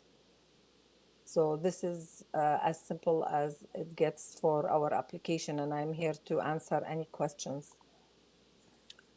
Okay, thank you. Panel members, if you can hold your questions till after the speaker, that'd be great. Okay, go ahead. Hi. Noha Sebai. I live at 378 Centennial Road, the property located directly north of 376 Centennial Road. I'm deeply concerned by the proposal and the requested variance, as it will have negative and lasting impacts on my property. While I understand that the City of Toronto allows multiple dwelling units for rental purposes and small-scale changes to residential properties in stable neighborhoods, I firmly believe the proposal in front of you today will be materially inconsistent with the prevailing physical character of residential properties in both the broader and immediate neighborhood context. My goal today is to illustrate how the increased dwelling depth of 31.2 meters versus the 19-meter requirement does not meet the intent or purpose of the official plan and zoning bylaw, is not minor in nature, and does not represent appropriate development of the subject property. The subject property is designated as a neighborhood in the City of Toronto's official plan. The official plan states that while communities would experience changes, physical changes to our established neighborhoods must be sensitive, gradual, and fit the existing physical character. A key objective of this plan is that new development respects and reinforces the general physical patterns in a neighborhood. Additionally, Section 4.1.5 of the official plan states that, in particular, a development should respect prevailing heights, massing, scale, density, and dwelling type of nearby residential properties. The proposal aims to add a two-story front yard addition to the existing detached bungalow. Section 4.1.8 of the official plan states zoning bylaws will contain numerical site standards for matters related to building time and elements. While I understand there are no additional variances for height, setbacks, or total gross floor area, the proposed dwelling depth results in 40% increase to the maximum permitted by law regulations. This dwelling depth increase or building type is something that cannot be found within the broader and immediate residential neighborhoods, both north and south of Lawson Road. Further, an increase of this magnitude has not been approved by the Committee of Adjustment. The proposed development is not sensitive or gradual and clearly does not fit with the physical character of existing dwellings in the neighborhood, especially when comparing the proposed massing, scale, and density to my property. The official plan also states that no changes will be made through a rezoning, minor variance, consent, or other public action that are out of keeping with the overall physical character of the entire neighborhood. This dwelling design and proposed variance for dwelling depth is seeking a change through a minor variance application that goes directly against this policy notion. Section 4.1.9 of the official plan states that in established neighborhoods, infill development on properties that vary from the local pattern in terms of lot configuration will provide adequate privacy, sunlight, and sky views for occupants of new and existing buildings. The location of the proposed front yard addition at 376 Centennial Road extends a far distance beyond the front face of my dwelling, contributing to inadequate privacy, sunlight, and sky views. Given that the proposal will not respect and reinforce the prevailing physical character of the existing neighborhood for the reasons and policies mentioned above, I am of the opinion that the general intent and purpose of the official plan is not maintained. The intent of the zoning bylaw while regulating dwelling depth is to manage visible build, form, regulate massing, and prevent long blank walls that impact neighborhood character. As mentioned earlier, the location of the front yard addition extends largely into the front yard and beyond the front face of my dwelling. While the existing dwelling is 1 story in height and will remain untouched by the proposal, the newly proposed addition would be 2 stories in height. The proposed addition presents significant massing concerns to my property due to its overall depth and location on the subject property. Additionally, it directly conflicts with the prescribed intent of the zoning bylaw regulation as it contributes to increased massing and a built form that's out of character with the dwellings in this area. The proposal should be redesigned to be more aligned with the required dwelling depth regulation and ensure the massing impacts of the dwelling depth are significantly reduced. As such, the proposal will not maintain the intent and purpose of the zoning bylaw. The dwelling depth variance is not minor in nature, does not contribute to orderly development of the subject property, as it facilitates a proposal that is undesirable with respect to the ultimate neighborhood's vision for detached dwellings in the City of Toronto. I'm surprised that the planning staff has supported this proposal, as the variance is clearly inconsistent with the official plan policies and guidelines and detracts greatly from the prescribed dwelling depth requirement in the zoning bylaw. Should the committee see merit in this application and approve the variance, I am worried that you are setting a dangerous precedent for the neighborhood that could drastically change the entire character and feel of dwellings along Centennial Road. Thank you for your time. Thank you. Mr. Stinson, you have a question? Thank you. That's probably the most information-rich presentation I've had this year, so that was very well done. A couple of observations, if I heard you correctly. One being that this doesn't fit into the character of this neighborhood. What if I challenge that? I did a drive through this neighborhood, and I suggested to you that there is a wide variety of estate homes on this street. I wouldn't call them your everyday homes. They're incredibly large lots with very big properties, and some of them are very diverse, including one at 369 that almost looks like it's got a small barn beside the house itself. It's almost that rough, but it's a unique neighborhood to me. But you said it doesn't fit the character. How so? There are some of the old buildings and some of the new buildings. If I walk through this all the time. If I walk through it, I see them in terms of depth, in terms of this going back to the side. The older homes have always maintained their backside. The other newer homes that, on the opposite side of me, they're all aligned. In terms of our building, my building in particular, if that building is being constructed in front of me, all of the three neighbors to the left, we will lose the ability. Anyone driving this way will not be able to recognize us in the neighborhood at the end. Okay, you've answered. I feel you answered the question directly, and I appreciate it. Another observation is you said you're at 378. That's the house with the pool? No. No, sorry. What house are you at? Actually, we share the same lot. The property of my neighbor, this was only one lot. So we are both of us the same lot, and it was divided into two. And to my surprise yesterday, I realized that when I looked asked to look into my registration, actually I'm signed at 376. We have two different PIN numbers. It is the same lot that has been divided. There is barely, not even a meter. There's less than a meter between my house and the fence that separates us, and the same thing, less than a meter between the fence and her house. Already, if you get to the right side of my house, the sunlight is very reduced already with a one-building apartment. If that building were to be built, the view, the sunlight will be drastically affected. It is the same lot. I understand that. I think this committee does. So just to be clear, because that was really interesting to me, if you're standing on Centennial and you're looking at 376, you're on the left side?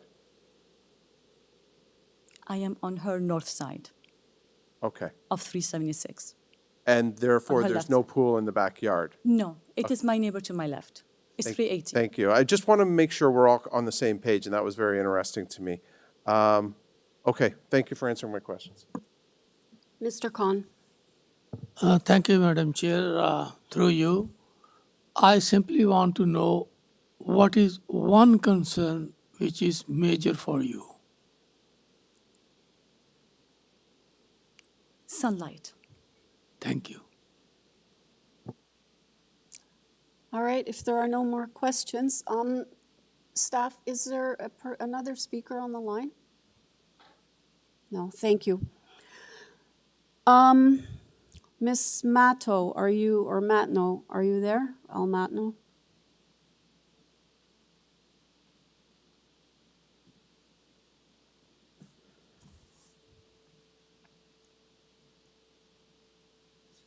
Understanding the whole Hi, I missed whatever you started saying. So can you can you speak to the issues raised by the speaker, please?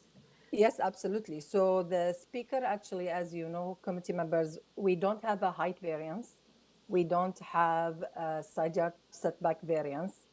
There will be no impediment of any sunlight. The proposed house is traditional design with a pitched roof.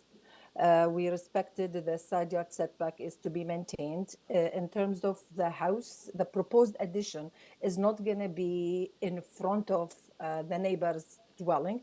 It will be more or less in line with her existing house.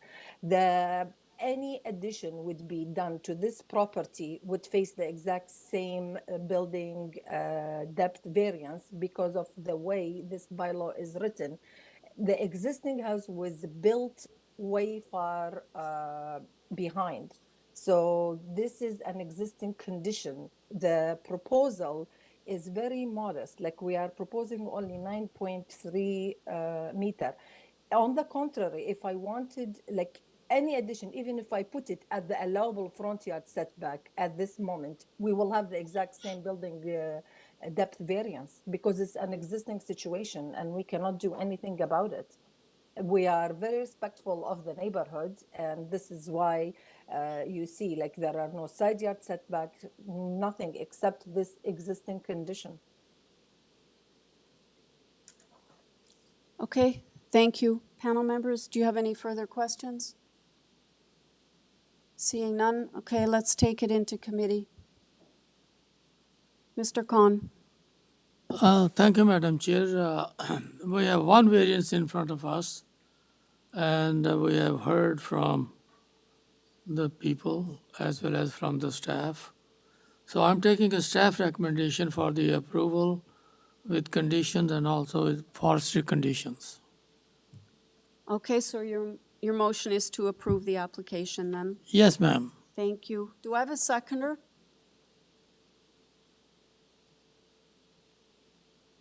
Mr. Howe. Sorry, Chair, we completely. You completely missed it. Okay. So there's a motion on the floor moved by Mr. Khan to approve the application, including forestry condition number 1, as well as the community planning conditions. Thank you, Chair. I will second the motion. Okay, and that motion is seconded by Mr. Howe. All in favor?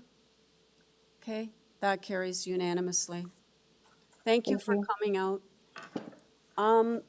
Okay, the next item is 29 Tardree Place, but we're going to take 10-minute break. 10 minutes? Okay. We'll be back at 11:30.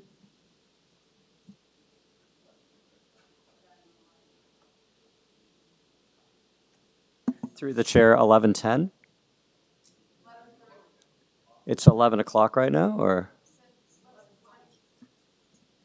Oh, I'm sorry. Okay, thank you.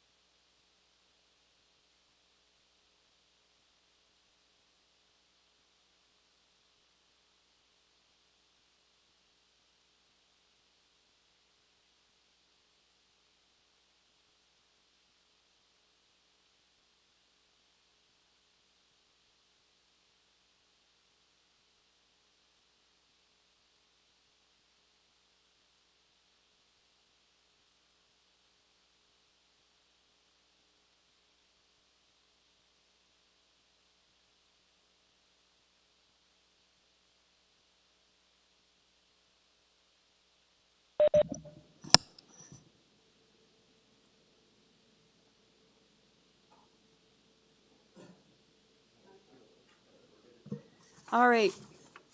Item number 13, 29 Tardree Place. We have before us public hearing notice, location map, plan of survey and plans, tree/site photos, planning rationale for Mr. Galbraith, the agent. We have reports from community planning and forestry is asking for condition number 2. We have advisory reports from Ravine and Natural Feature Protection as well as TRCA. And I don't show any speakers on my list. Is there anybody in the audience that wants to speak to 29 Tardree Place? All right. Do we have Mr. Galbraith on the line?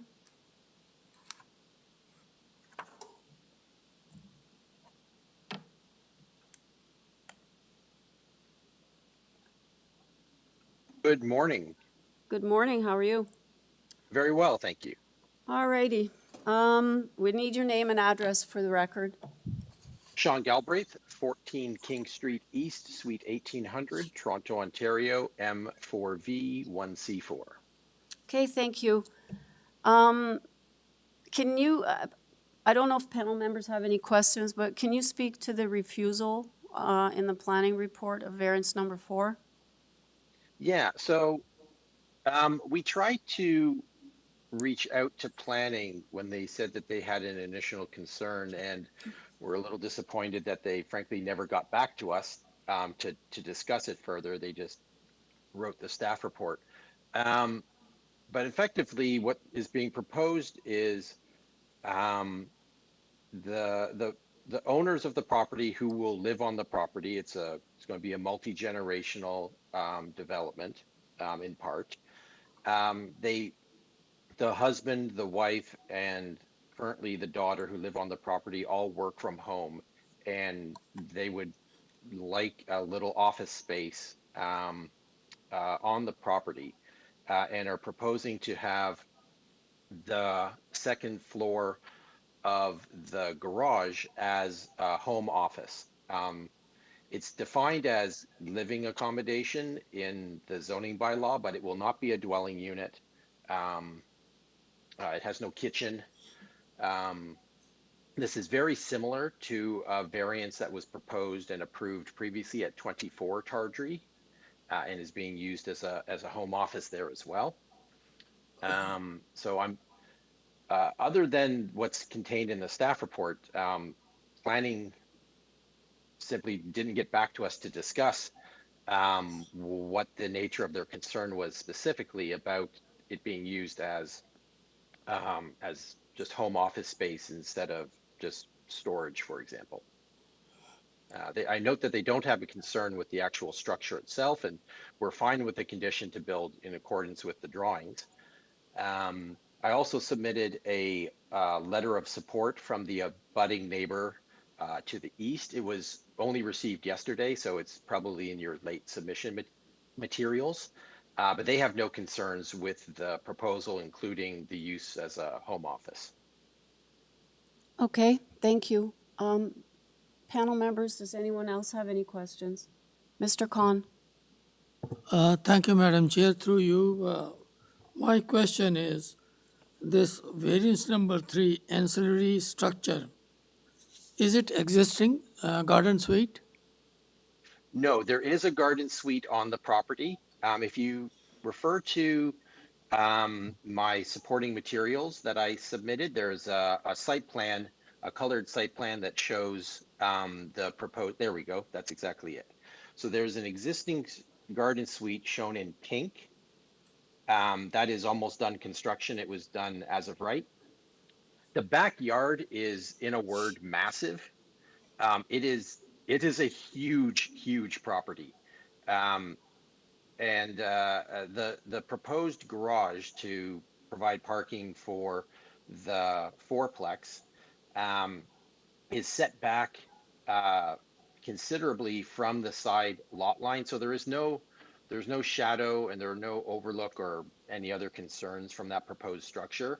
And planning has not recommended refusal of that variance, which is in accordance with one that was previously approved at 24 Tardree, a few houses away. One of the things that I forgive me for saying, I found the purpose of application as ambiguity, not clear what I should understand as a reader. I mean, you haven't defined construct a new two-story mixed-use three-car garage. What are you trying to say? Well, I didn't write that. That was how the Committee of Adjustment interpreted our application. What we're proposing is a two-story garage. That is the one that the building that is shown in yellow on the plans on the screen. It will have 3-car parking on the first floor. And what we're hoping that you would approve is, excuse me, not storage, home office use on the second floor for the occupants of the one of the units, specifically in this case, Unit 1. Yeah, who will be living on the property. This is not a traditional office where there will be staff and people visiting it.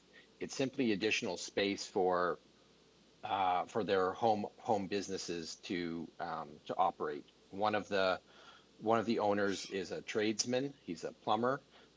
The daughter works in HR, and I don't remember what business the wife is in, another office-related use. And so they would simply like a little more space. Sir, And the property is certainly large enough to accommodate it. sir, my other question is, you are saying convert dwelling into fourplex, right? That is correct. So there is an existing bungalow on the property. Sir, If you kindly let me finish, finish apologize, my. sorry, go ahead. I'm Thank you. sorry to interfere. That is one thing. Apologize. And then I am applying that you are saying total of 5 units dwelling on property. So is fourplex or 5 units? What is going on? I understand. So the existing bungalow will be increased to 3 stories and will have a kind of like a triplex attached to it. So that will be a fourplex at the front of the property, shown in blue on your screen. And then there is an existing under construction as of right garden suite in the backyard that is shown in pink. And so the 4 units plus the garden suite equals 5 units as permitted by the zoning bylaw. Sir, are you aware that staff is recommending refusal of variance number 4? I am aware, and that's what I've been speaking to. We think that it is an appropriate use of that space. It does not create any negative impacts on abutting properties. There's really only one abutting property, and they've signed a letter of support for the home office use that has been submitted. And it will not create any, traffic or any other impacts in terms of the use itself, because it's just for the owners of the property itself. There's no staff or customers. Thank you, sir. You're welcome, sir. Ms. McCauley? Thank you. A couple of questions to you, sir. You mentioned that there's another property in this area that has a garage with an office use over top. Can you give me the address of that, please? Yes, ma'am. It's 24 Tardree. They received variances for a 2-story garage, similar height as is proposed here. It's the property, or the street is basically a cul-de-sac, so it's about 5 houses to the west at the other corner of the cul-de-sac. Okay.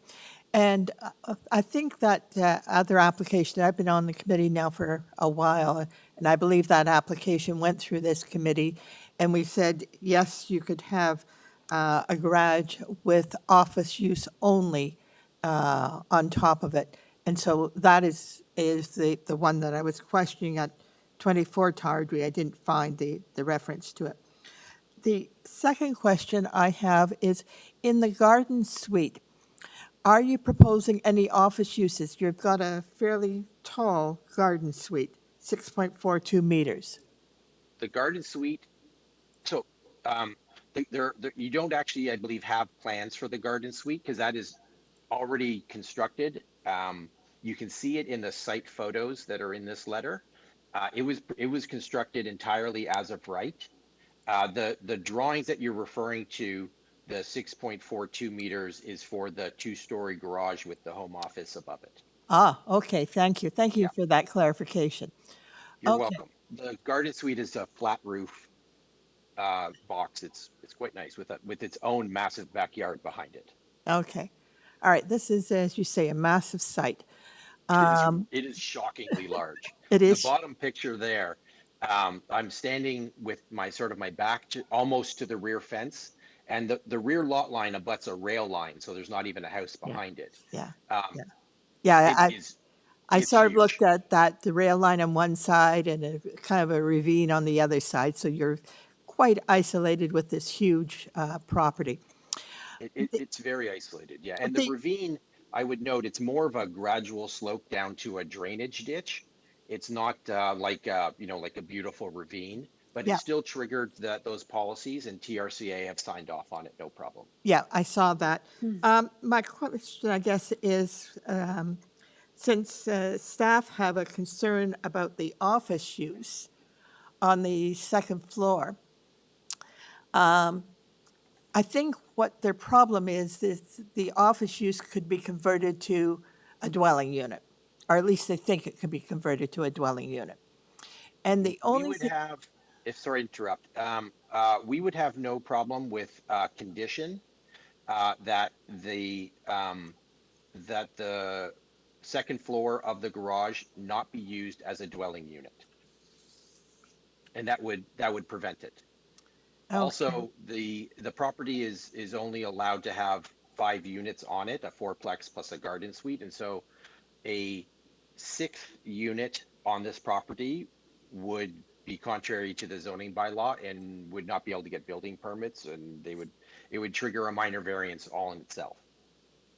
okay. Thank you. If you hold for a minute, staff, can you comment on that if this became a dwelling unit, it would require another variance? Through the chair, that is correct. So the proposal we have in front of us is for an office use on top of the garage. I think there was some concern as to what was the office use and why it's interpreted as Living accommodation. living accommodation. Perhaps, and back to the staff, if we suggested that the office use shall not have any cooking facilities, that would clearly take it out of being a residential use. And then we could approve. I don't have a problem with the office use. I just don't want to get 6 or 7 buildings on the site, but it's a good location. Maybe just to Mr. Deputy Secretary Treasurer, just on the points that have just been made, a condition that the second floor of the garage cannot be used as a habitable unit, is that a possibility, and that would just prevent it from becoming a residential unit? You could even be more clear and just say it should not be used for it as a dwelling unit. As a what unit? As a dwelling unit. As a dwelling unit. So that would satisfy any concern. And I believe Mr. Stinson has a question. Okay. I'm finished, thanks. Yeah. Thanks, Chair. Nobody doubts your veracity, Mr. Galbraith. You mentioned that the owners are in the trades. What are the trades? Paul, the owner, he's a plumber. He has his own plumbing business. Right. The garden suite, it has a bathroom in it? The garden suite is a garden suite. It has a kitchen and a bathroom, but I Yeah. think you mean the garage. No, I meant the garden suite, but thank you.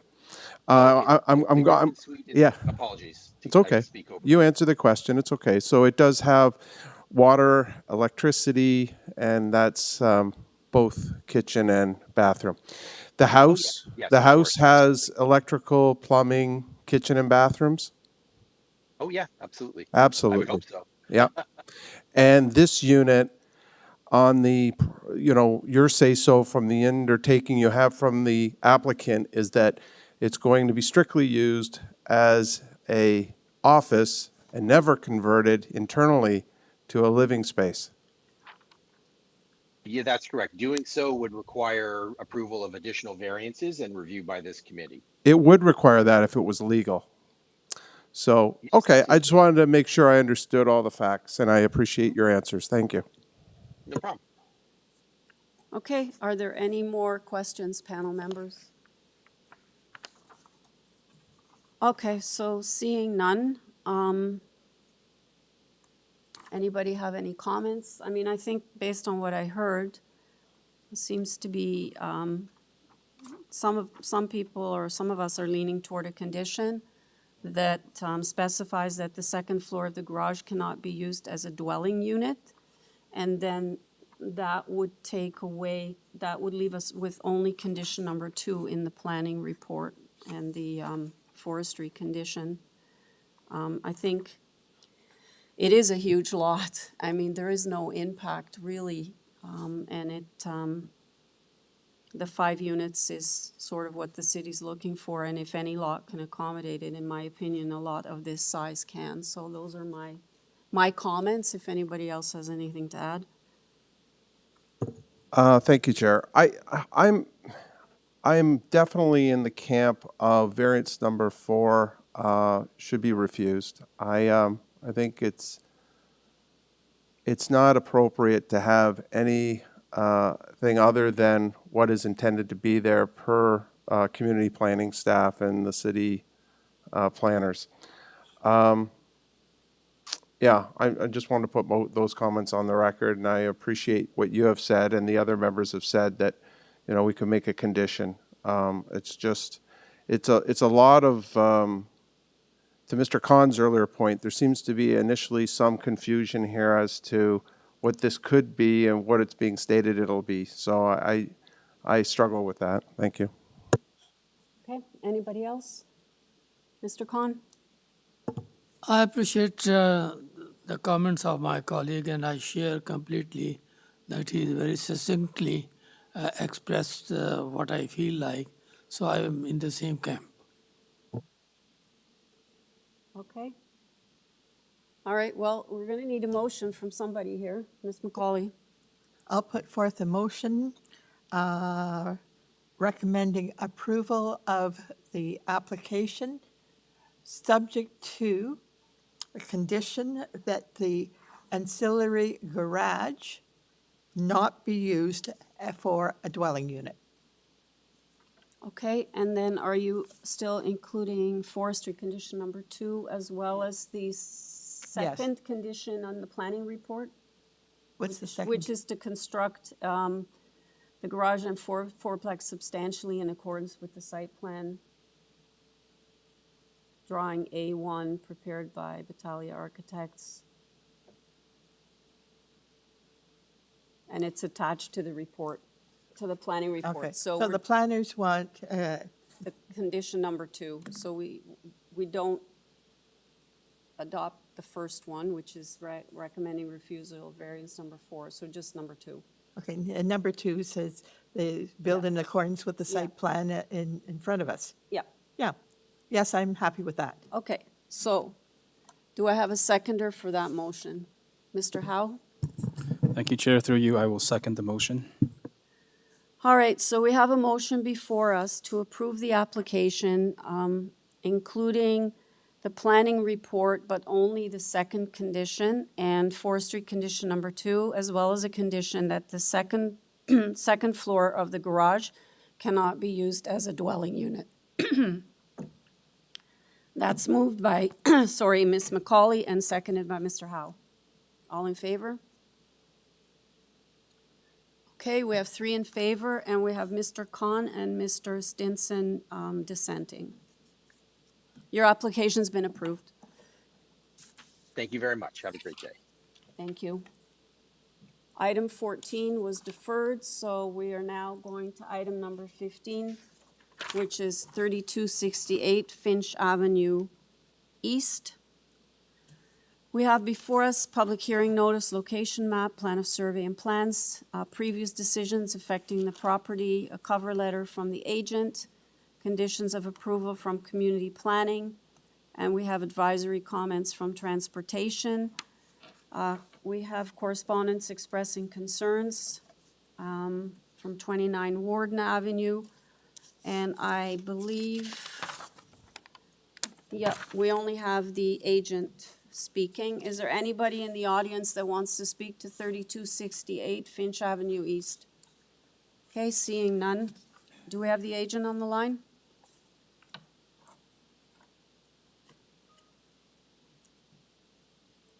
Good morning, Madam Chair. Can you hear me? Yes, I can. Wonderful. Okay. I need your name and address for the record. Of course. My name is Chris Pereira. I am at 25 Valleywood Drive. That's in Markham, Ontario. Okay, you're aware of the planning report? We are, Madam Chair, yes. Okay, panel members, do you need a presentation? Okay, sir, we don't need a presentation. Does anybody have any questions for the agent? Yeah, Mr. Stinson. Thank you, Chair. Sir, do you have any concerns or problem with the recommendations by community planning?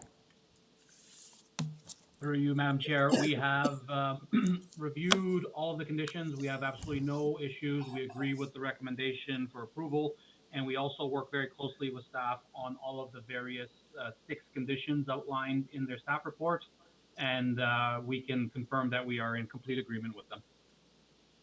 And I appreciate that succinct answer. Also, there was a letter of concern, I believe. What about the implications of that letter of concern? Are you aware of it, that it'll have an impact negatively on Bridlewood Mall?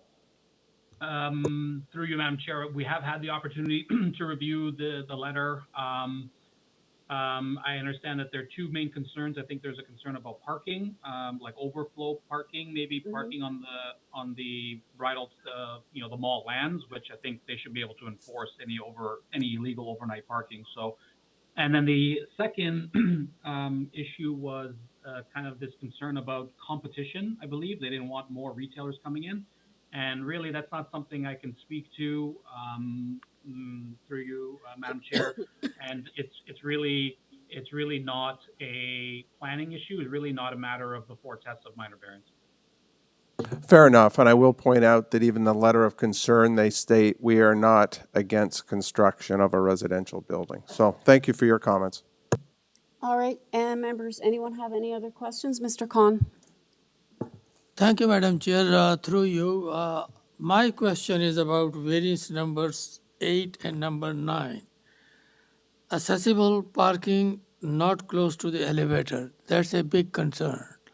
And it's a barrier-free close to the elevator you're supposed to have. And number 8, yeah, that is number 8. And number 9 is the bicycle parking 1.2 length as against 1.9. That is too short.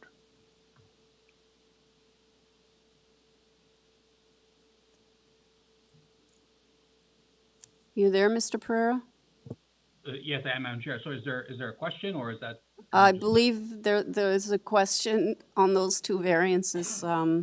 Yeah, he feels that the bicycle parking is too short, and there's a concern that the accessible parking is not near an elevator. Okay, so thank you for the question. So through you, Madam Chair, I am referring to the transportation kind of memo provided by staff where they specifically talk about variances number 8 and 9. Transportation review did not feel that variance 8, in particular, the proximity of the accessible parking spaces was in any way problematic. They agree that it's minor in nature and they do not object to that. And as similarly for variance number 9 about the dimensions of the vertical bicycle parking spaces, they do indicate that they have no objection to that, minor reduction. So in both instances, Madam Chair, we do agree with staff on their conclusions on both of those variances. Okay. Thank you, sir. May I continue? Yeah, go ahead. Sir, my other question is about variance number 5 and 6. Number 5 is that Bridal Town Circle is not a major street, and you are not supposed to have interior floor area more than 76 meters square, but you are creating it little bit bigger, 376.4 meters square. That's quite a bit. Through you, Madam Chair. So the variance seeking a few more retail uses, as described in the planning report, was really designed to. So there's another variance which seeks to secure a minimum first floor height of 4.5 meters. That is really being done in order to support variance 2, which secures a commensurate amount of residential of commercial uses, and that's recommendation 4. I mislabeled that. And I think the inclusion of additional retail spaces at grade, particularly at a corner site, a prominent corner site along Finch, is really, there's a significant and important urban design and planning benefit to having that, whether it's kind of known as eyes on the street or active surveillance, or really contributing to an enhanced pedestrian realm through both safety and activity. I think the planning justification for those additional retail units is really to activate the Finch frontage and to provide more kind of pedestrian activity between the building and the public realm. So I think in planning terms, it is an improvement, it is an enhancement of the existing plan. It's something staff, that we work closely with staff in to kind of continue to improve the building. Markets change, the planning process takes time. Unfortunately, sometimes after 2 or 3 years after commencing a process, things have changed and you need to make a slight adjustment. This is a perfect example of where during the initial approval, not that much commercial or retail space was really envisioned here by the applicant or staff.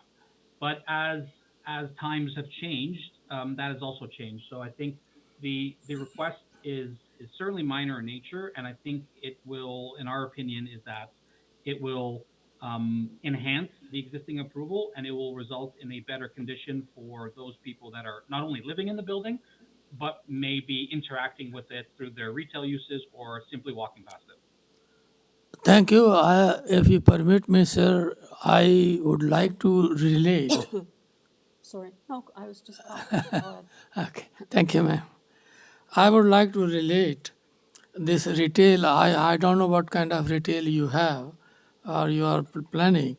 So it takes me back to variance number 3, parking spaces. So this retail, whatever you have, is it a grocery or whatever, it will increase the parking. And you are providing 155 parking spaces as against the minimum requirement of 279 minimum. So could you give me an idea what kind of retail it is? Sorry, can you repeat that last part of the question? He's asking what type of retail it's going to be. Well, retail uses, Madam Chair, are retail uses as defined by the bylaw are kind of a specific term. It's not service commercial, it's not restaurants, it's a very kind of specific retail uses, and it is defined, and the type of uses, I don't have the bylaw definition in front of me, but those uses that are permitted under the retail term are the ones that are kind of permitted. So it doesn't include restaurants or office or usually service establishments, stuff like that. Those are distinct and separate uses that typically require far more parking. Retail uses are intended to be kind of these smaller style shops where you can maybe grab a quart of milk on the way home from work or whatever. It's really designed to serve more immediate and basic kind of needs for primarily those who will live in this building, but also those that live around. Thank you very much. Thank you. Okay, Ms. McCauley, did you have a question or are you? Yes, I did. I guess the first question is to the applicant with respect to the staff report. Are you in agreement with the staff report? They've got a condition here. Through you, Madam Chair, we are in complete agreement with the staff report. We've worked very closely with staff. We agree with not only the recommendation for approval, but we also agree with all 6 conditions, which we kind of work closely with staff to achieve. Okay, thank you. That's the first question. Second question is, where are you in terms of submitting a revised site plan? Through you, Madam Chair, the site plan process is actually quite evolved. A lot of these variances were actually identified through my client's efforts to work through the building permit process, and building examiners identified very specific items. And so this is really, a lot of this has come through that review. So in addition to picking up very technical things that the buildings department has identified, there's also the other variances as you see described in the staff report. So on the short answer through you, Madam Chair, is quite advanced and ongoing. Okay. So you say you've got a revised site plan application, or you've got a site plan application in here that's quite advanced and ongoing. When do you expect to get site plan approval? Through you, Madam Chair, that's a really good question. I think, you know, I am a planner, so a lot of these, when you're dealing with site plan detail, a lot of the items are typically technical in nature, you know, civil, landscape, trees, and utilities, and very detailed things. But from what I've seen through the submissions and the circulation comments back, I believe that it is reasonable to expect maybe something within the next couple of months, let's say 3 or 4 months. But then again, I should put a large asterisk beside that, because I am not the one submitting the technical drawings, and I am not the one reviewing the technical drawings, and what comments may result of that review process, I cannot speak to. But I think it is a reasonable timeline to expect this to move forward within the next 3 or 4 months. Okay, thank you. I have a comment here. You were before us, or this application was before us in November of 2023. So that was over 2 years ago. We've got a whole series of changes. When are you anticipating that you would be able to be in a position to build? Through you, Madam Chair, I believe once the site plan process advances, we'll receive notice of approval conditions, which is the NOAC, which is a precursor to the actual site plan agreement. Fulfilling those conditions results in the legal department then drafting the actual site plan agreement. Once that is done, then the owner could look at permits. My understanding is they are eager to get construction of this building. I cannot speak to the permitting process and how long that takes, but I would suspect that sometime within the next 6 months would be a reasonable timeline for construction to formally start. Okay. All right, are there any other questions, panel members? Okay, let's take it into committee then for a decision. Ms. McCauley. Okay, I'm prepared to recommend approval of this application, its variances.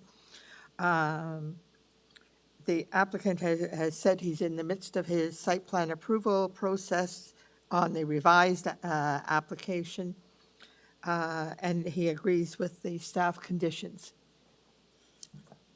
Okay.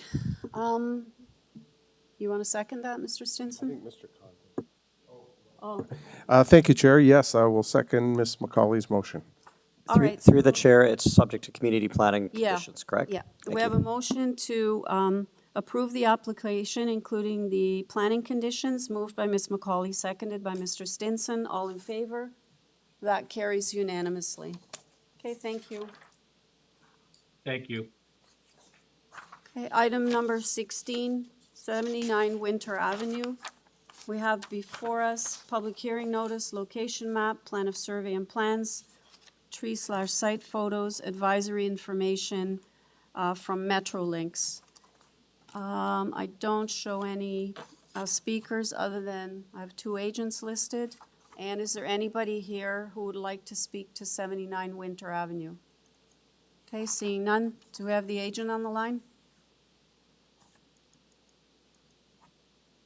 On behalf of Christian Jevsky online. Okay, hi. Hello. Hello, respected representatives of the committee. My name is Lucas Chong, living on 178 High Glen Avenue, speaking on behalf of Christian Injevsky, living on 66 Breckenridge Drive in Markham. Okay. He is also present in the room with me. All right. And No, I was just gonna say, I'm not sure, we need a presentation, panel member. oh, perfect. No problem. Doesn't look like it. Does any member have questions? Anybody? All right, Mr. Chong, if is there anything you want to add that's not in the materials before us? If not, then we can go into committee and make a decision. All good at this time. Thank you. Okay, thanks. All right, we're in committee, panel members. Ms. McCauley? I don't think there was any questions that I could ask. I looked at the drawings. They're asking that Okay. this You know, garage. we're in committee, right? Yeah. Oh, okay. Okay, I wasn't sure if you were going to a question again. Okay, go ahead. No, Okay. no questions. All right. This is an application to permit a vehicle, a new vehicle dealership use in addition to the existing garage use. And he's asking for opportunity for vehicle display, parking spaces, and when I looked at it, in the plans that, drawings they showed, there'd be no landscaping at rear. In fact, the photos show that they are actually parking the cars on the rear property on the grass. That's why no landscaping, they don't really have room on this site for the use. So I have a problem with this application. I think he's trying to do too much on that property. I feel for him that I don't object to car dealership in connection with the garage, but he hasn't got the room to provide the parking for the display of cars other than on the landscape buffer.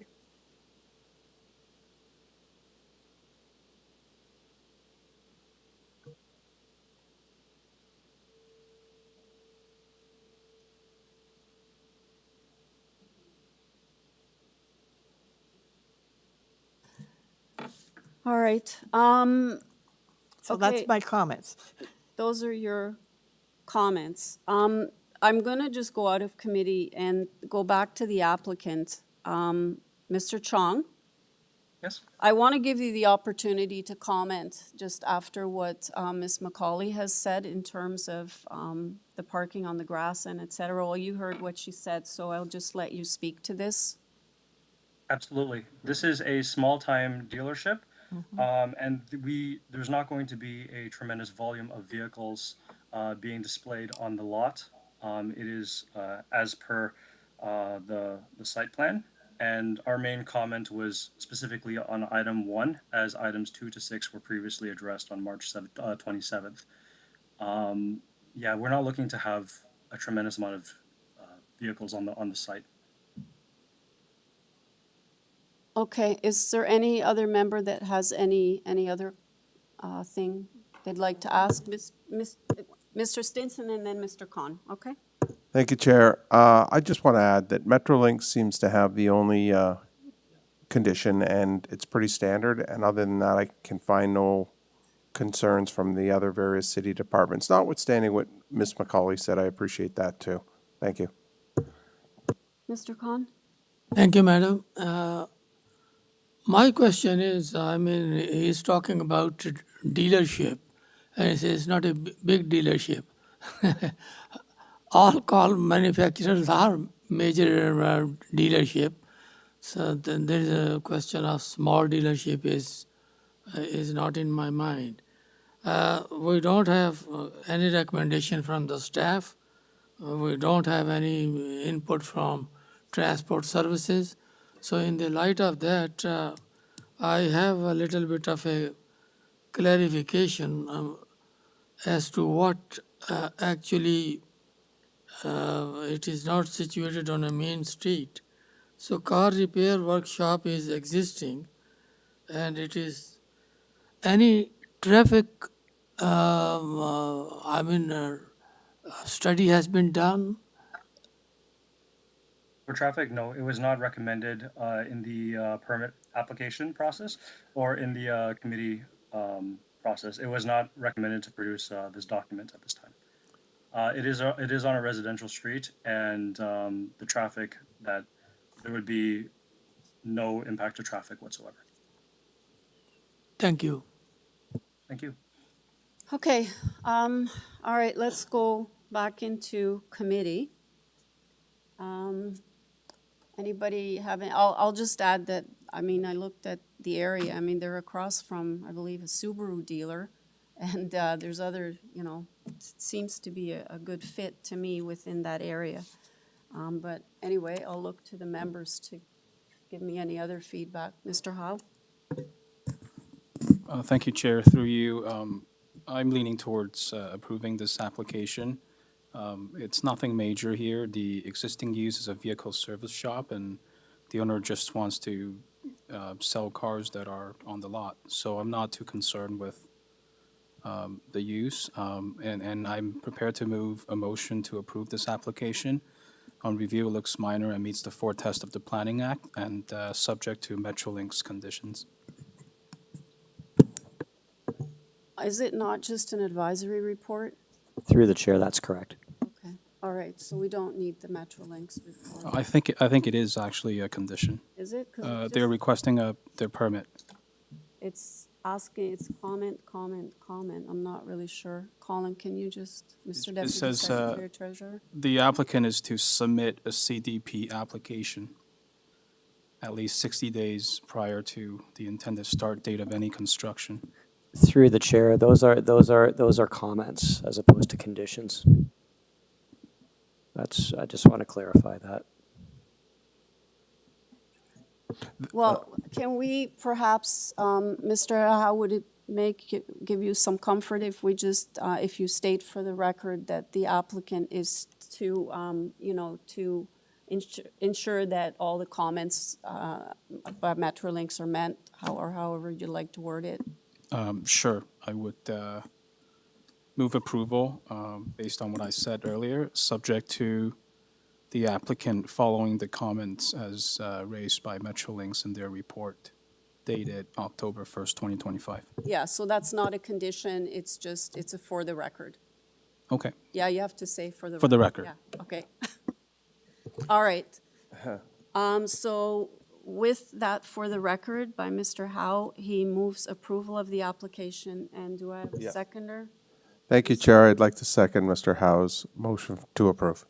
Okay, that's seconded by Mr. Stinson. All in favor? And dissent? Okay, so we have Mr. Khan and Ms. McCauley are dissenting. Okay, the application's been approved, sir. Thank you. You're welcome. Okay, item number 17. 10 Deep Dean Drive, we have, panel members who have before us, public hearing notice, location map, plan of survey and plans, previous decisions affecting the property, a cover letter from the agent, an arborist report, and a report with, from forestry with conditions number 1 and 2. I don't show any opposition speakers, just the architect. And I believe, is he here in person? Okay, sir, if you can make your way down and grab a seat by the mic there. Just to confirm, is there anyone in the audience other than the architect who would like to speak to 10 Deep Dean Drive? Seeing none? Okay. Sir, I just need your name and address for the record. Thank you, Madam Chair. My name is Henry Chiu. I'm the architect for my client, related to number 10, Deep Den Drive, that they wanted to have a parking space in front of the existing house. All right, so we have one variance before us. Panel members, do you have any questions for Mr. Chu? Ms. McCauley? Thank you. Mr. Chu, it seems from the drawing that there is a tree. Correct. Right in where you want to have one of your parking spaces. Yes, What are you proposing to do with that tree? to be removed. To be removed, So you're going to cut down the tree? yes. And have you spoken to forestry about that? We have an arborist report submitted to Urban Forestry. Okay. Actually, there's two trees along the street front because it's also related to the property to the north. So maybe I should do a presentation of this application. If you would do a short presentation, just explain where the trees are and how that impacts where you're proposing to put the two new Sure. driveways. Yeah. Okay, Ms. McCauley, just the conditions 1 and 2 is a submission of a complete application to permit or remove a tree or injure a tree. And that's both for a private tree. So condition 1 is for a municipal tree and number 2 is for a private tree. So those are the conditions forestry has already put on this. So I'm assuming that they know what's being proposed. And the applicant has agreed to do a quick presentation as to what Right. he's proposing. So can we hear that presentation? Sure, thank you. This is related to 2 years ago that we have approval from the Committee of Adjustment to have this property severed into 2 parcels and with minor variance. The owner of the property and his family live in the existing house on the south side, which is what we call number 12 Deep Dam Drive. When we get the approval, we started the process to satisfy the condition, and now the land is being severed and owned by 2 ownership. So the north side that we have a proposal for a larger home, which require the demolition of the existing garage. And then later on, the existing garage, once it's removed, then we need a parking space for the existing house on number 10. Number 10 is a moderate-sized house, which could have, the owner of the property is resided in it, and they wanted to have parking at the front. By doing that, then they could have the north side new house constructed, and then the south side is just in the interim would be using the driveway at the front for the parking. The ultimate design actually have 2 houses. They both more or less the same size. It's around 4,000 square feet instead of the 2,000 square feet of the existing house that they have right now. So the application is just to have the garage, which is crossing both property, to be removed, and then the parking for the house on the south side to be on the driveway. So that's the application that we have in front of you. This application is only one variant. It's the interim parking for the existing house on the south side. Meanwhile, that they could start building the new house on the north side. So the existing 2 trees, actually the original proposal that we have to the Committee of Adjustment is the driveway would be side by side, and there's 2 existing trees would have to be removed, and then compensation trees would be provided. Now, this, of course, it will be subject to the urban forestry's approval as a condition, and we would agree to it. And all we were looking for from this committee is the demolition of the existing garage and then the parking on the front yard for the existing house. on the south side, which we call the number 10, Deep Dam Drive. I know that there's an opposition from the Highland Creek Community Association, which is related to the driveway and the parking in front of the house, which when I read their objection, that I think that they might misunderstand the nature of this application, that they think there's too many cars would be parking at the front and causing an adverse impact to the neighborhood, which I disagree. And this is just an interim that so the owner could build a new house, meanwhile that they could stay on the new house. This is all related to mortgage and transfer of land. So that's what we have today. So I think that I also have a written submission to the committee, which stating the 4 tests under the Planning Act that we satisfy, and the proposal is desirable and minor. And I guess that's what we have, and then I would answer some of the questions that the committee had. Mr. Khan? Thank you, Madam Chair. Sir, my question is very simple. Did you had meeting about this project with the Highland Creek Association? No, we only received this notice or their opposition last week, or actually I received it yesterday. I started reading it. I don't have an opportunity to speak to them. Thank you, sir. Thank you. Ms. McCauley, did you have another question? Yes, I have a question. I'm looking at your site plan with the proposed 2 driveways. Is there any possibility, and I see the tree there, is there any possibility of moving those 2 driveways so that they're closer to the property line and therefore able to save that tree? Yes, there's a possibility because like right now we were using the same footprint of the new house for both houses. If there's a requirement that to preserve that tree, that we might have to do some justification of the redesigning the house on number 10. Okay, all right. Okay, anybody else have any questions? Okay, let's take it into committee. Any comments? Ms. McCauley? Well,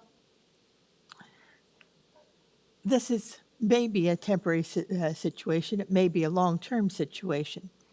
But he has a tree very close to the edge of the driveway, edge of the proposed driveway. And so I have no problem with the driveways in the front here. As I said, it may be temporary, it may be long-term, we don't know. But if he could move it so that he saves the tree, that would be good. There is a condition that the urban forestry has to approve this plan. So I'm prepared to recommend approval subject to urban forestry conditions. Okay. Do I have a seconder for that motion? Okay, Mr. Khan? I will second the motion. Okay, so I have a motion to approve the application, including forestry conditions 1 and 2, moved by Ms. McCauley, seconded by Mr. Khan. All in favor? That carries unanimously. Your application's approved, sir. Thank you. Thank you. Welcome. Item number 18, 12 Harewood Avenue. We have before us a public hearing notice, location map, plan of survey and plans, decision numbers, previous ones that affect the property. And we have conditions of approval from forestry. They're asking for condition number 3. And I don't show any speakers. Is there anyone in the audience for 12 Harewood Avenue? Are you the agent? I'm the agent, yep. Okay, is there anybody else here for 12 Harewood? Okay, could I have your name and address, please, for the record? Yes, my name is Sadman Ahmed from LILIAN Architects. Address is 21 South Marine Drive, Scarborough. I am representing my client, Mr. Mustafa Iqbal Azom, the owner of 12 Harewood Avenue. Okay, thank you. I don't think we need a presentation, panel members. We have one variance before us. Does anyone have any questions? Mr. Stinson. Thank you, Chair. Sir, would you follow the recommendations of community planning to regarding the site plan and making sure that it's in compliance with what community planning wants in this application? Yes. Okay. Okay, anybody else? Any questions? Okay, so we're ready to make a decision on this. Anything that you want to add that's not in the materials before us? I think I'm okay for now. You're good? Okay, we're in committee. Mr. Stinson, you want to take this? Thank you, one? Chair. I move that we approve this application, including the recommendations from community planning that the site plan, the following condition, the owner construct the building in accordance with the following drawings, which is the site plan cited in community planning's documentation of October 2nd, 2025. And I don't believe there's any other. Forestry. Oh, forestry and urban forestry conditions, of course. Okay. Do I have a seconder for that motion? Ms. McCauley, I think, beat you, Mr. Khan. Sorry. Okay, so I have a motion to approve the application, including forestry condition number 3 and community planning conditions, moved by Mr. Stinson, seconded by Ms. McCauley. All in favor? That carries unanimously. Your application is approved, sir. Thank you very much.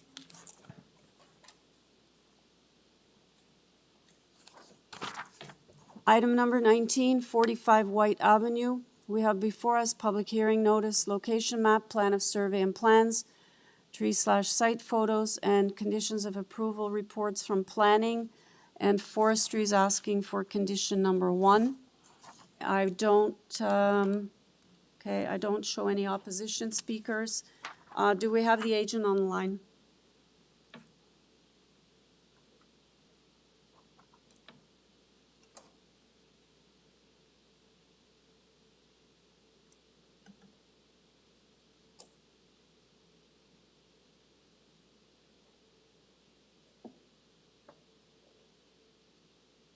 Okay.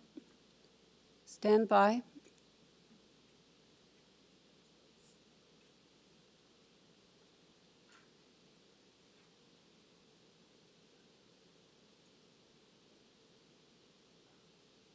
If you guys are having problems, we could hold this one and go to the next item if you have the next agent there.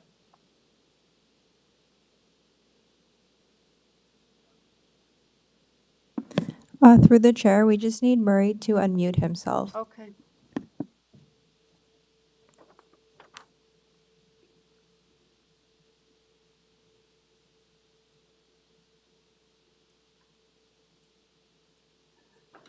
Mr. Fern, if you can hear me, apparently your mute button's on. Can you unmute yourself, please?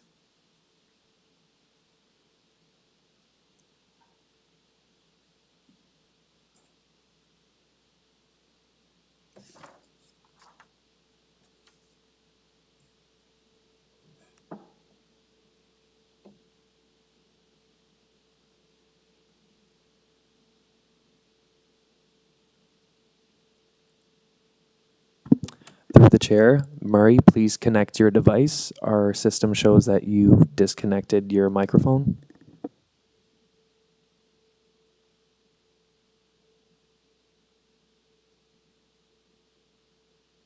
Through the chair, Murray, you should be unmuted now. Hi, Murray. Hi. Mr. Fern? Yes, can you hear me? Sorry. I can. Can you hear me? Yes, yes. All righty. Okay, can we start with your name and address for the record, please? Yes, my name is Murray Fern. My address is 20 Ferris Road, East York, Ontario, M4B1G1. Great, thank you. Do you have something running in the background because there's an echo? No, that's just my phone here. Oh, Sorry. no. Time to get an upgrade. All right. I don't think we need a presentation. Panel members, do you have any questions? Mr. Khan has a question for you, Murray. Yes, sir. Thank you, Chair, through you. My question is about variance number 3. So your setback is 0.52 and you are required 8.32. There's quite a difference.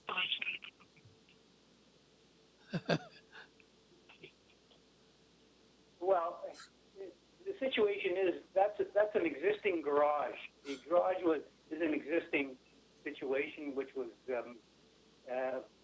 has a permit from 2019. So again, the garage is existing and the dwelling's existing. So that's an existing situation. That variance. Okay, thank you, sir. Any other questions, panel members? Okay, Mr. Fern, we're ready to take it into committee. Is there anything you want to add that's not in the materials before us? Yes, if I could just add one thing. When I applied to the city, they asked me to submit a site plan showing all the trees on or near the property and pictures of all the trees, which I did. And there are no trees anywhere near this breezeway. And they're asking me to submit a complete application to injure or remove a city tree. I'm not understanding why they would ask for that. Yeah, I'm not sure I can answer that question, but if there is no city tree, then I guess there wouldn't be anything to submit, would there? Well, there are city trees like near the property itself, but nowhere near where my breezeway is going to be. But are they on the property itself?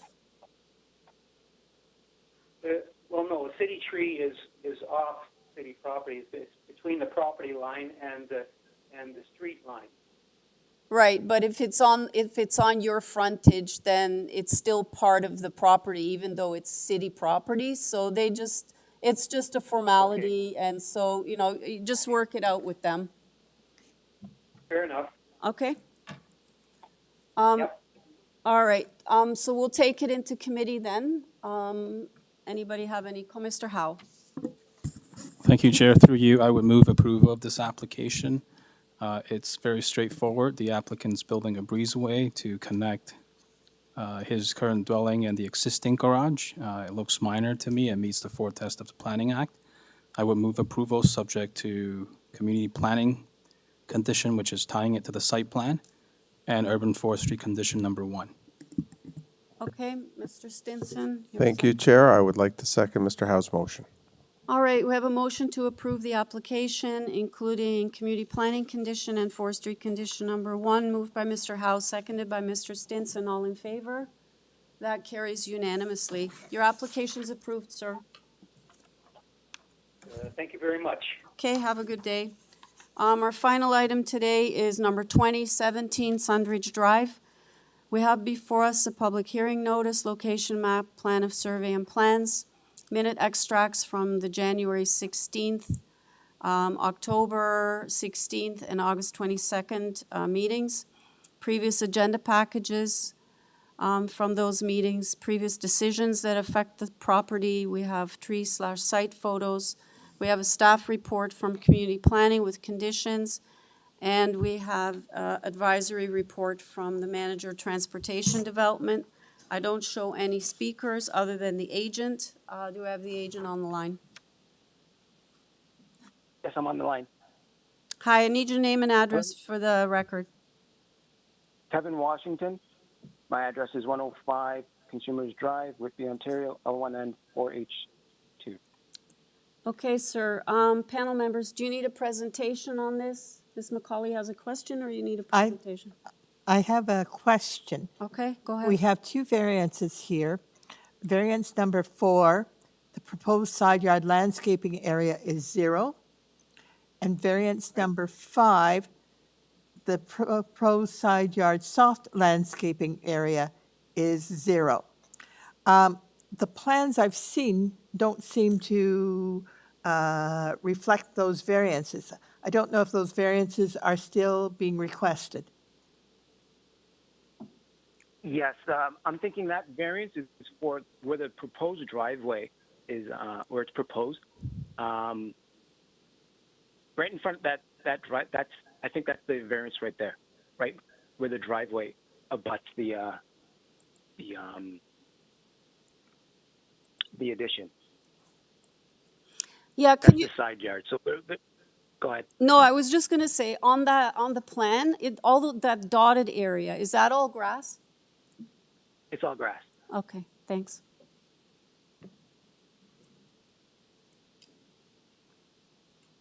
Then I don't think those variances are needed. I think they're needed for the driveway can you just clarify the variances are needed just for that driveway piece then?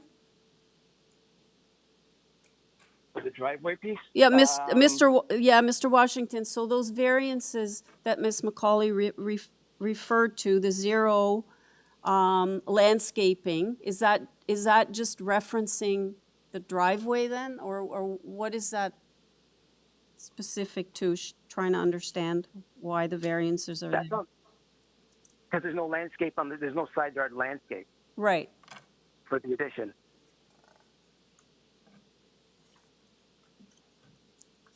Does that answer the question? I'm not sure, Ms. Macaulay. I don't think it does.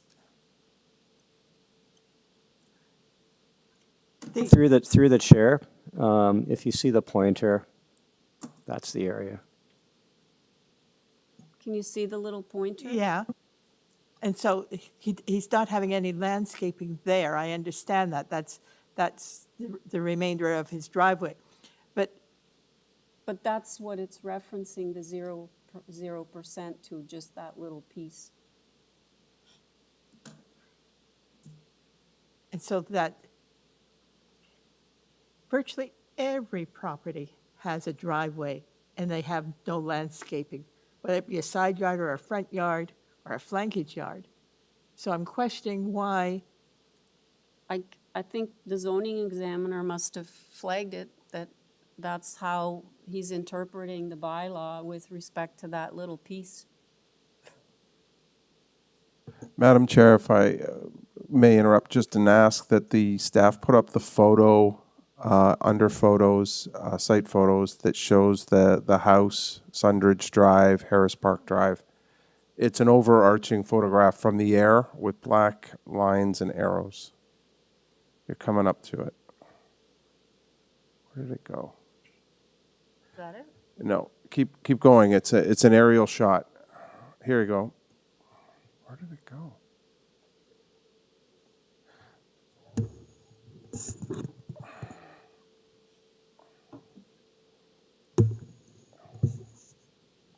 Yeah, and what I'd ask is, can you just point out, whether it's Ms. Macaulay or yourself, Chair, just what exactly we're speaking to here on this photograph?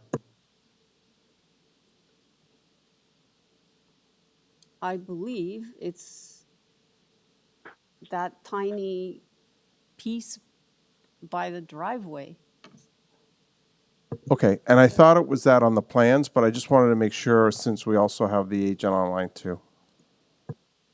So, Yes, that's Mr. Washington, I know it's kind of hard when you're not physically here, but with the pointer going where the car is it a tiny piece beside the car that this is referring to?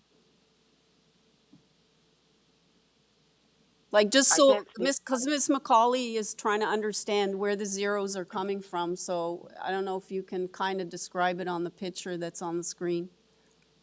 I am not on the screen. I'm on the phone. You can't. I can't see anything. So it's the it's the aerial shot that I'm assuming you sent in, and it's got the car. Right. It's got the car in the driveway, and it's got it's got a big private tree kind of in the bottom left-hand corner with two arrows. So if you're looking at that aerial shot, where would the zero landscaping be? Just beside the car? If we're talking about the same photo, yes, by the car. Okay. All right. Does anybody have any other questions? I don't have a question, but I want to ask. Oh, you don't have a question, but you want to ask him? You're confusing me. Okay, go ahead. Thank you, Madam Chair. Very simple thing. Sir, I want to ask, when you are saying setback from side, I'm always baffled. What side you have in mind? The Sundridge side, the Sundridge north side, so Sundridge. North side, right? Right. Okay, sir. Now, when I go to variance number 4, you are saying the side is the same north side? Same side. Thank you. Any other questions? All right, I think we're ready to go into committee. Anybody ready for a motion? Mr. Howe? Thank you, Chair. Through you, I move a motion to approve this application. On review, it's looks minor and meets the 4 tests of the Planning Act, subject to community planning condition tying it to the site plan. And I believe that's it. Okay. I have a seconder. Thank you, Chair. I'll second that motion. Okay. All right, I have a motion to approve the application, including the planning conditions, moved by Mr. Howe, seconded by Mr. Stinson. All in favor? That carries unanimously, sir. Your application's approved. And thank you. You're welcome. This concludes today's meeting. Is adjourned at 12:43. Thanks, everybody. Thank you, Madam Chair.